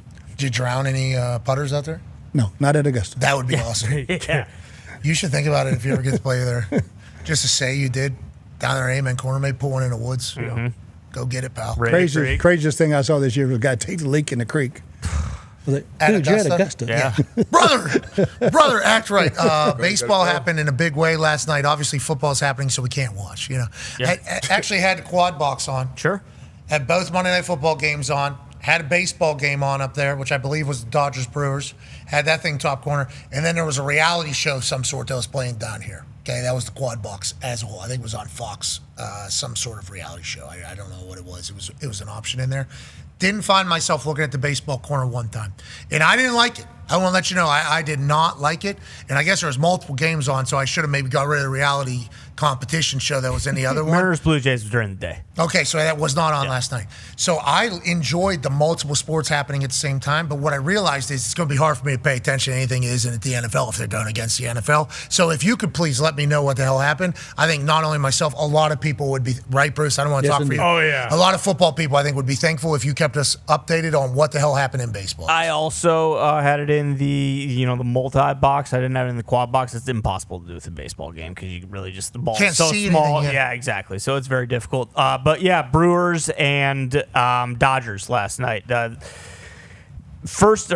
in the game here, there's a deep fly ball to center field from Max Muncy. The bases are loaded, and just absolute chaos. This is the first time this has ever happened. Sal Frelick goes up. He thinks, he maybe caught it. It bounces off the wall. He throws it into the relay, and that's a force out at home plate from a guy who was on third base because there is just mass pandemonium. And then Wilson Contreras realizes they don't know what the hell's going on. I'm going to run down to third base and step on this. That's an inning-ending double play. In the scorebook, it went down as a 8-6-2 ground into a double play. He almost hit a grand slam, but technically it's ruled as he grounded into a double play because you can see there, ball comes loose. Once it hits the wall, it is a live ball. And Teoscar Hernandez at third base kind of just didn't know what the hell was going on, lost it.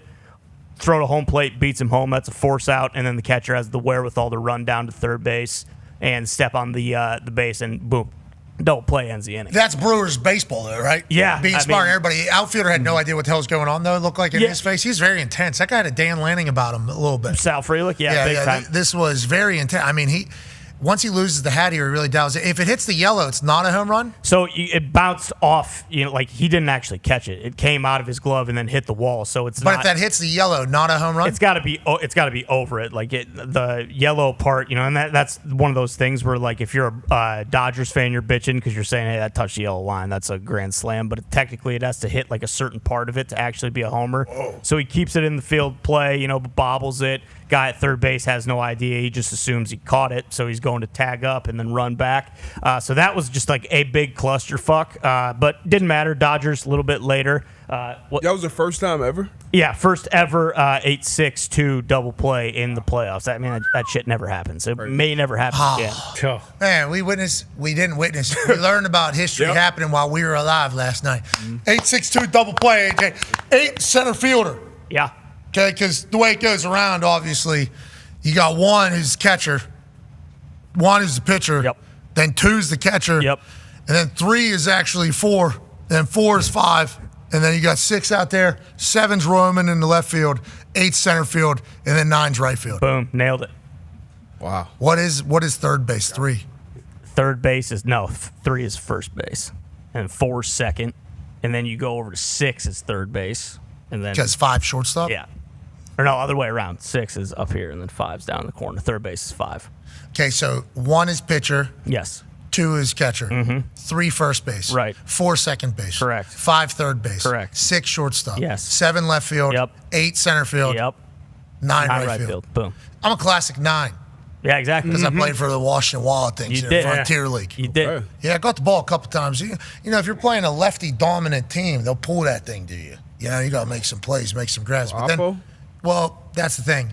There was a couple guys that were lefties, but they fucking took that thing dead center. Just still going against our pitcher. He had a rough night, but he's a good guy, so we won't judge him. But the 8-6-2 double play, certainly something I'd never seen before. D-Bud.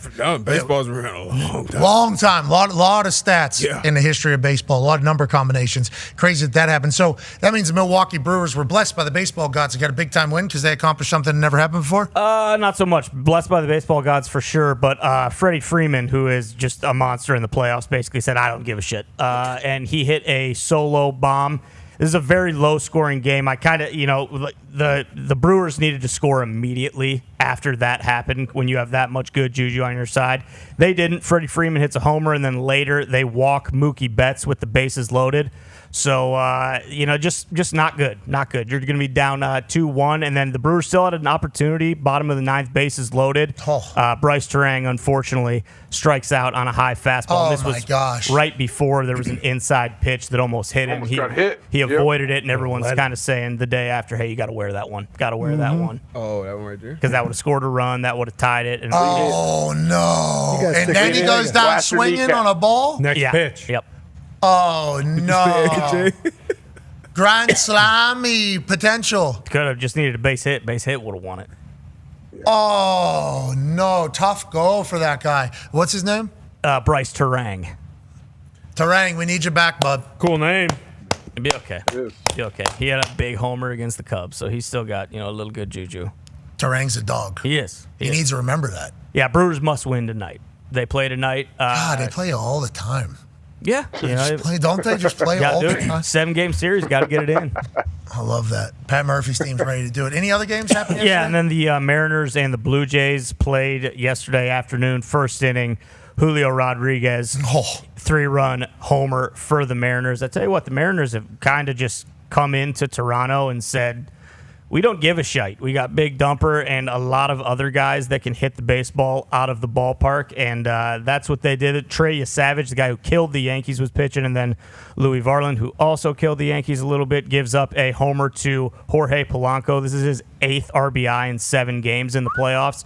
And then Josh Naylor, for good measure, goes yard. Are they all built the exact same? They look like 5 Cal Raleighs right there. Yeah. Did that not look like there was like 6 Cal Raleighs on the team? I didn't know they had a right-handed Cal Raleigh too. Naylor for sure is an absolute tank playing first base. He's a big son of a bitch. He talks a lot of shit too. So him getting going is huge. But Mariners steal 2 in Toronto, and now they're going back to Seattle. And there's a chance they might sweep them. I don't know. The Blue Jays are very good, but boy, this is the worst case scenario for them. So they were in Toronto yesterday, so they're playing now? Did they start that game in Seattle today? No. Got travel day. Oh, really? I didn't know they allowed for Yep. Well, international, obviously. So yeah, custom, especially nowadays with the air traffic controllers. Yeah, exactly. Everything government going on. shutdown, and whatnot. Yeah, crazy what's going on in the sky. Shout out baseball. Yep. They need not go on Monday nights. Like, what are you doing? Just fucking move it. 7-game series. Yeah, it's a long game. They're playing for the World Series, I don't know if the World Series is lined up to be on like a Monday night or a Sunday night. I'm sure it is, but that's baseball. They're not going to do that. Yeah, but we need them to do that. It'd be cool to watch that. The big dumpers over there in Seattle. I agree. I think everybody wants to see the dumper in Ohtani. Oh, that's going to be a good one. Probably what it's going to be. An O-Dumps World Series? Yeah, exactly. How would that do numbers-wise? Because LA's in it, it would be big. Right? Probably, yeah. And then they'll also pull in we saw like the Japanese and like the international market numbers because do they the Dodgers, care about that? Yeah, so what? Does America care about the Japanese numbers? No, but the MLB does for sure. I wonder if the local businesses, that is interesting. Do they show them? They don't show American commercials probably. And is MLB running 2 different advertising companies? I would assume so, but I have no idea. Yeah, because I guess they probably just license it through some TV network. Right. NHK or whatever. Yeah, that is it, right? That was the name I forget if it's H or not. I just know the N and the K were at the. I forget if it's an R. Or yeah, because we thought it was not Japan. No. We saw the N and the K. So that was 100% on us. We didn't know the TV network over there. We do know baseball's throwing a hot. Hell yeah. Swinging a hot bat. All right, on the way out here, let's do a giveaway. Now, BA, because of what you did last week, we will not ask you to try to do that again. What we will do is ask a man named D-Bone, okay? Now, there's a new game being played here in the Thunderdome, and it's a take on an old game. So at the old office, we used to have you basketball because only you can make this game go. And you can be a good person. And only you can uphold the rules that there are none really written. It's a lot of unwritten rules. It's a lot of, there's a little bit of it's like hockey, you would say, maybe, or baseball, where there's, you can kind of stretch and kind of teeter with the rules a little bit. What is real, what is not, that's you basketball. And only you can make it great. Well, there's a new version of you basketball here at the Thunderdome. And there's only been 2 games played. There were supposed to be 3 games, but the champs decided not to because they had such a hot start. Soft. There's only one championship team. Back to back. And that's the D's. Bone and butt. And Bones and butt. It's a workshop in the name. Bones and butt. It's Yeah. Bones and butt. Bones and butt. The D's. Bone and butt. D-bone and D-butt. And I'll tell you what, they're unbelievable. This might be D-bone's game. And D-butt, obviously we know there's an 8-foot hoop involved. So D-butt's going to be floating above that rim at all times. That hoop on the far side there, AJ, is down at 8 feet. The game is played with smaller balls like pop shot balls. These size balls. What a game. If this makes sense right here. So it's very much a state fair game. Now, what we had to do was find some game that somebody in the office could beat me and Foxy at. Okay? And it appears as if you add in a state fair type style game, others can certainly have success. Foxy, is that what it feels like? Amen. And D-butt and D-bone, the D's, bone and butt, they put it on us. And we weren't the only ones. They beat the hell out of Bruce. Bruce had a tough go.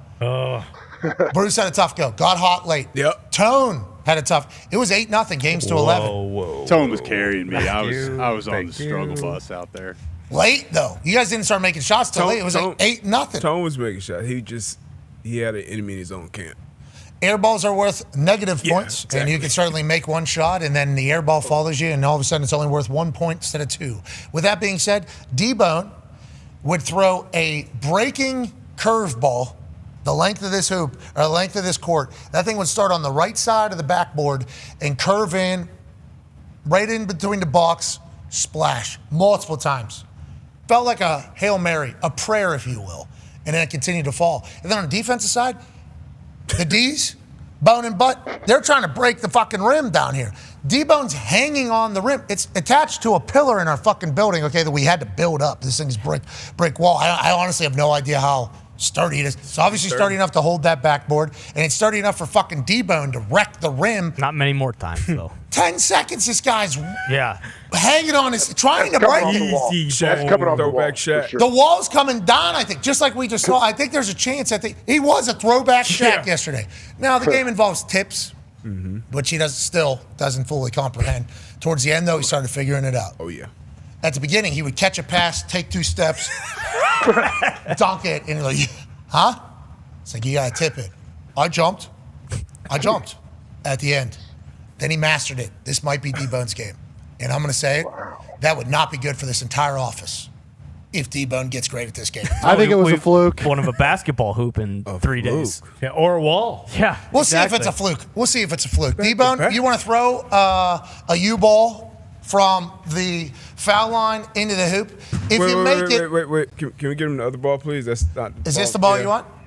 Okay, you can use both, I assume. No, only need one. Oh, he doesn't like the dimples? No, he likes the... He complained about the ball for sure. But he has also a big wind and bending ball, so the painted side of it is certainly, it helps him. D-Bone, for 25 people, you can win $500. All you got to do is bury that ball into that 8-foot hoop right over there and continue your U-ball dominance. Your teammate D-Butt has some motivational words. You're a national champion, so just do what you do. And back-to-back champion, so make me proud, partner.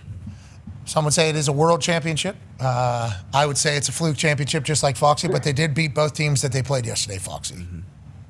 We'll see. Good luck, Bone. BA, anything to say to Bone as he attempts to throw this basketball into a hoop about the length of a court? Do your thing, baby. Do your thing, baby. Why don't you go ahead and do your thing? 25 people, $500. D-Bone, the current reigning world champion of U-Ball. Air ball. That would be -1 right there. A build up. That actually carries into the He next didn't game. do that one time yesterday. Okay, D-Bone, national champion, obviously in football, D3 football, world champion at Uball. And Foxy, how do you feel after watching that, knowing that he is your champion? This guy stinks. We knew it was coming. Yesterday was a fluke. All right, Bone, you have absolutely no chance. He said you did a great job. Now, if you were able to make this 25 people, $500, all you got to do is make it. Now, he does have a Band-Aid around his middle finger. That's true. Oh, no. Yeah, because Oh, we my have chain God. link netting, and obviously Big Shaq here, Diesel, had to grab on that thing, and he got a little bit of a whiplash of a chain around it, so he had to put a Band-Aid on that in the middle of the game. I will say, didn't miss a snap. Okay? Didn't miss a snap. Kobe. But there is a chance that that's going to affect that's going to, rest in peace, that is going to affect the throw here coming off that middle finger. Last opportunity here, D-Bone. Don't listen to what Foxy said. That was obviously some very real things. Yeah, I agree with him, actually. Yeah, 25 people, 500. Oh, that was closer. Don't worry about it. Hey, you're still the champ. Bone also potentially falls in the camp of being sick of the giveaways. He could. Yeah, that's which true. some people in the Thunderdome certainly are. A lot of people are saying, let's not be giving them money. Let's make sure we keep that in this way. Bone's thinking about the Christmas bonuses. Well, if I make this, Sean, $12,500 out of the kitty. Well, and But he already has to. Yeah, he missed on purpose then. That's our champion. Thank you, D-Bone. That boy Bone. D-Bone, how long do you think you guys are champs? I know you didn't want to play that third game yesterday. We're fighting champs, so we gave the Thunderdome an opportunity, and Tone, and I mean, look, they made a go at it at the end there, so we'll win 2 more today. Only 2. What if BA wants to get in there and start dancing? This might be his game, actually. Might be. Yeah. Ain't nothing with my head and over my shoulder working, bro. Can't work. Yeah. All 3 rotator cuff gone. I can't wait to see high school Hall of Famer AQ Shipley do this game. This is his game. Oh. Just how loud he's going to throw that. Just the way he's going to throw that thing down there is already enjoyable. And then him trying to. Yes. Oh, my God. Who's his teammate going to be? I don't know. Good question. I've got an opening. There you go. Oh, Tone. wow. Oh, Tone and just booted Hughes. Bruce. Oh, no, Bruce. Bruce got fired? Tone made 3 straight, I think, at one point. I think Tone made 3 straight at one point. Asked for his release. I mean, you guys are going to have to figure out your team's dynamics. All I know is me and Foxy winning this first game that's about to happen here, and then we're going to be the champs going forward. Whoever Tone decides to team up with, we'll be excited to see you. That's what we'll say. And then if anybody else, if you want to drive in from Ohio, AJ, just know that the Uball court is waiting for you. You need to know that. Okay. So you're getting dunked. How many do you get? Can you tip it back and forth, 3 times? Yes. The dunk tip or how? Okay. There are dunks, yes. And the issue was D-Bone, D's bone and butt, Bone, he... You got to be off the ground. Yes. Catching Okay. ball, turning, pivoting, maybe even doing one of these. Little drop step, yep. Then dunking it, and then saying, that whole thing. But towards the end, D-Butt was throwing it up in the air, off the backboard to himself, ooping to D. I mean, they were. I'm just throwing up to D-Butt all day long. That's all Bone's job should be. Hey, you get it and just get up in the air for me. Yeah, but you got to remember, Butt in Bone and Butt, he can jump up and he can literally throw it down into the hoop. They were unbelievable on the defensive end, which was once a massive weakness for D-Bone, because D-Bone has no touch, has now become a very big upside for D-Bone. That's why I'm saying he might have found his shit here. And we're going to have to understand that's going to add a different D-Bone into the Thunderdome on a daily basis. Certainly. He's going to be peacocking around here, I think. As he should. I'm going to be watching his feet a little bit closer today. Oh, here we I think you should. Yeah, you're the champ. Here we And unlike the NFL, we're going to call shit against you guys. Thank you. Yeah. Kansas City Chiefs got no penalties. Yeah, right. D-Bone, all of them. Fucking. You guys called him. You didn't let him slide. We wasn't us. took Independent. 2 points off the board. Independent. That was Tone Diggs. Tone Diggs was not playing. Yeah, we had the Unk. Well, we all know Bone will be the belle of the ball playing this game until he fucking hangs on the rim and shatters the backboard, and everyone's pissed at him because we got to get a new basketball hoop in here. That is a possible outcome. Just hope the backboard doesn't split him in half. Well, Just don't get Russell York to do the officiating. Okay. Back to that. He needs to be better. And I can't believe he was in control. That's what I think I'm learning. I've said this before. You know when you're watching a commercial for a company and then you learn about what your company's been doing to you? like a banking company has a commercial, and they go, we don't insert name of terrible fucking things that your bank is definitely doing to you. It's like, I didn't know what bank was doing that. This rules guy, us finding out that he was in charge during a time of our existence, here posts every time he opens his mouth. It's like Alberto Riveron at one point. He would go and speak, and it's like, you need to do less of that because I'm losing confidence in the entire process the way you do that. If I would have known this Russell York guy, we would have maybe stopped watching the entire league. Yeah. This guy's got no idea. That's unbelievable. Then who else? Who's the guy you're mad at? Aiden Hill. Oh, is that his name? There's some refs that are just notoriously bad. Like there are some guys that are just not good and they still get gigs. And I'm not saying he's notoriously bad. Feels like he definitely this weekend had some bad ones, but it's like there's some bad refs. I think Dean Blandino does a great job on Fox. I think Gene Steratore does an incredible job on CBS. Yeah. Like those people are very important. Like that is very important to the broadcast. That is very important to the game. It's just like the white cap having confidence. You are speaking for the sport. You are speaking for our entire league. You are the game. You are the entire thing. So the experts got to be good too. Like the white cap certainly needs to have moxie. The white cap needs to understand the game in and out. The white cap has to be able to be on an ISO worldwide. 49 million people. Who's it on? This guy with one open mic. Who's he speaking for? Everybody associated with this league and this broadcast. They have to have moxie and have it right. And then we don't need the expert chirping in wrong. Like we don't need, you don't need to be that. You just need to be not a part of it if you're going to be wrong. Like that is, you're making things worse, not better in this entire. Well, and that's the leeway I have with Adrian Hill. Thank you, Bruce. That's his name.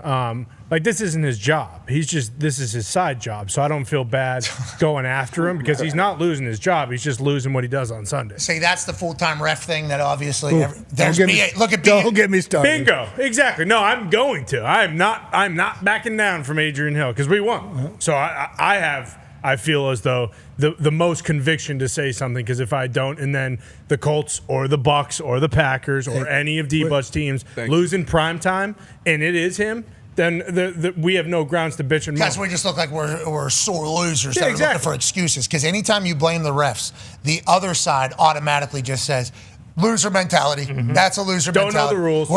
Now, on that note, there's a lot of fans bitching about calls, and the fans are wrong. And it's like, you're kind of the boy who cried wolf here. Yeah. You're kind of, whenever bad calls actually happen, everybody just kind of says, these people don't even know what they're talking about. Because how often there's complaints about like actual right calls. You know what I mean, AJ? We're always going to complain about calls. But whenever we get like up in arms about calls that are actually right, it kind of defeats the entire, hey, these guys suck type thing. Because then the NFL can go, There's always going to be complaints about our refs. We're always striving to get better. But on that note, with a lot of backlash, the actual rules of the game are blah, blah, blah. We should have definitely looked at blah, blah, blah. But this is definitely what the rules are. And then they go back and basically say, no argue, peasants. We are not changing anything. So whenever there's actual problems, like if somebody's 30 yards away from a play and doesn't do pass interference. Worst call I've seen. And then you call offensive pass interference after a touchdown is kind of scored, clearly taking back a touchdown for something, it's like, that should be talked about. Like that should be talked. And this isn't the only thing during this entire game. I think there was numerous things through the game. It's like, are we going to get any accountability from these people? We would like to know what happened. And that's exactly why, like, after the game, it's fine. Like, okay, I'll read the pool report. And then you read the pool report, and it's like, oh, okay, so I actually will put my Adrian Hill needs to be fired from the NFL forever hat on, and I won't take it off till he does. Yeah, and let's see if he bounces back. But the accountability of refs has always been the question. And BA is a guy who, he get on to refs that are there at practice. You know, like Big Ten refs are coming to practice with the Indianapolis Colts, and they can get it if they throw the wrong flag. You certainly have a standard for refs, but they change lives, legacies, games, fire people. Side job. This is a side job. It's the only billion-dollar industry where part-time people make the decisions. How long have you been pitching the? Well, we had it. We had the union broke when we had the scabs, and we had that crazy call up in Seattle on Hail Mary, and everybody went crazy, and we gave in. It's the strongest union in the country. The refs? Yeah. Really? Look at their deal. So they don't have to give any explanation to anything. They're untouchable. In the NFL, they just bend the knee. Well, they have to because they're saying the agreement that they made. So whenever the Fail Mary happens, I think is what BA just said, and this is a piece of information that I guess I'm learning in real time. I don't know if it actually is. But in this moment, I assume the ref unions who are trying to get a new deal with the NFL say, excuse me, you want this to happen? You get high school officials. Because they weren't even college officials, because the college officials wanted to become NFL officials, so they didn't want to be scabs to go against the NFL union because they hoped to one day become NFL officials. So this was literally the refs that knew they would never become NFL refs, which means these are all the assest refs of all time that were out there. Let alone this, the Fail Mary. You're talking about putting the ball in the wrong hash every time, putting it on the wrong yard line even just the logistics of going through a game, they fucked it all up. And what he's saying is the ref union called the NFL and said, is this what you guys want? You making a mockery of the game? And then the NFL bet the D and said, yeah, we need you back here because this was on prime time. And they had what we like to call leverage in the negotiation. How long is that deal for? Do we know? And do we understand what that is? I think it comes up every 4 or 5 years, but it's still a ways out. And it is a strong union and a strong deal for them. You don't have to talk. Well, I got plenty of time. You're not the only one, brother. No doubt. And we bring it up to Goodell, right? And he goes, we look around at other leagues and there's full-time officials and we don't think that their accuracy rate is any. He always has it. And then last night for the illegal formation, I saw a lot of Bears fans complaining about it. You look back at that, calls it before the ball is thrown, before the touchdown happens, and certainly an argument could be made that the tackle is too far back. So Bears fans going crazy about that, and the NFL could just go, we've called this across the entire league. Yes.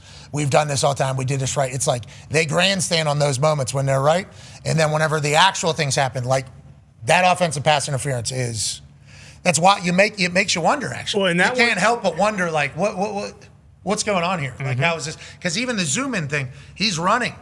Doesn't even think about throwing a flag. Nope. Okay, the ref over there. So it's And it doesn't even make sense football play-wise. Why? Because the pool report after was saying he was caught because he was blocking during a pass. He was not blocking. Yeah, but he wasn't blocking, number one.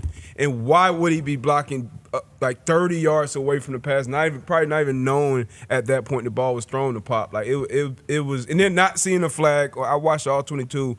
I'm looking at every ref that would have thrown the flag. Not seeing this was this. It's weird. Yeah, this was a Chiefs. You would have been hearing it would have been a much louder thing. And truthfully, this doesn't even matter in the game because the Patriots end up getting a touchdown on this drive. The real problem is on, I think it was 3rd and 15, he throws a deep ball to Diggs down the sideline, and Diggs, I guess, has a little push off, definitely a flop, which if the Commanders guy flopped on Swift, that would have got called holding. But there's that. And the next play, shouldn't be called, but it is, so fine. The next play, Mac Hollins, same exact thing, 3rd and 27. The ball's coming in, and the Saints guy grabs his arms, and it's an incompletion.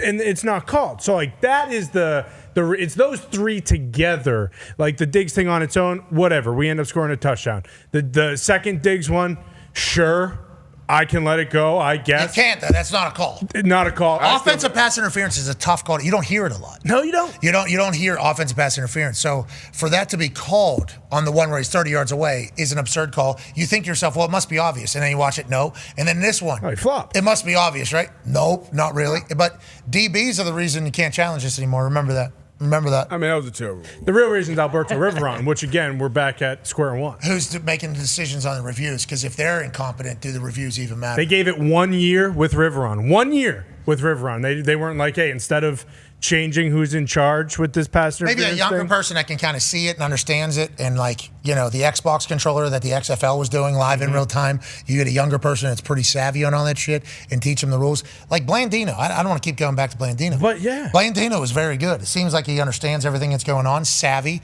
The only issue is the networks are hey, this guy's really good. We'll give you triple whatever the NFL's paying now. All right, we'll see you. Gene Steratore. Need him in the game. Francesa. Or whatever. Pereira, sorry. I'm thinking of Sports Pope. Pereira. Pereira's did Pereira ref? Oh, yeah. He was maybe the most entertaining person I've seen. He is. Up there. He is a hilarious individual. Yeah. Him as a ref would have been hilarious. I'm pretty sure he did, but I can't swear to that one. It's the last frontier of the NFL. It feels like they figured out the kickoff. We have legitimately 35 good quarterbacks. The last thing they need to do is the referees, and all of a sudden it truly is the perfect league. Biggest scouting report we did each week was who was refereeing the game. And that's wrong. No, that's because they're smart. all Yeah, so it's different. smart, but it shouldn't. Sorry, They're all, it's not wrong. they're It all shouldn't so be different. Like, that, DBs, keep your hands out. These guys don't touch the quarterback. This guy's going to flag you if you just nick him. Oh, you can whack this some bitch in the face. That's what this guy ain't never calling. and that's what I mean. The consistency. It's inconsistency of each crew, week to week, totally different. The National Football League and the NFL Refs Association have reached a 7-year collective bargaining agreement. The sides announced on Saturday. The new deal runs through May 31st, 2026. Okay, hey, let's go. Close. Let's get this right. Let's get this right. This agreement solidifies the working partnership between the league and officials toward the common goal of developing and training the best officials in the world. We hope that continues. We hope that grows even more, and good luck to all parties getting that done. Let's get the hell out of here. What a great Tuesday. Thank you so much, BA, for traveling up here. You're the man. Appreciate you, brother. Better show next week. Yeah, well, not yet. Hold on, Coach. Jesus. You're going to have to come up with something new? You're going to have to come up with something new at the end of the show? Same message, baby. Okay. Hey, need to hear it. Need to hear it. Do people get tired of it, though? Not here. Want to let you know that with you. We appreciate your vibes, not only on show, but off the show. We thank you for traveling up here every single week. AJ, you're the man. Tone, why don't you come out of Hammer? Dahn. And boys in the back, great work. Really good. Graphic design, boys, everybody out there, really good work today. Phenomenal job. Well done, boys. On the Rushmore episode, great work. Great work on all parties involved in that. And we can't thank you all enough for allowing us to be a part of your life. Be a friend, tell a friend something nice that might change their life. We're in this thing together. Team on me. Anything to say, BA? Great show. Better win next week. Amen. It hit second time as well. It did. Team on 3. 1, 2, 3. Team. Goodbye.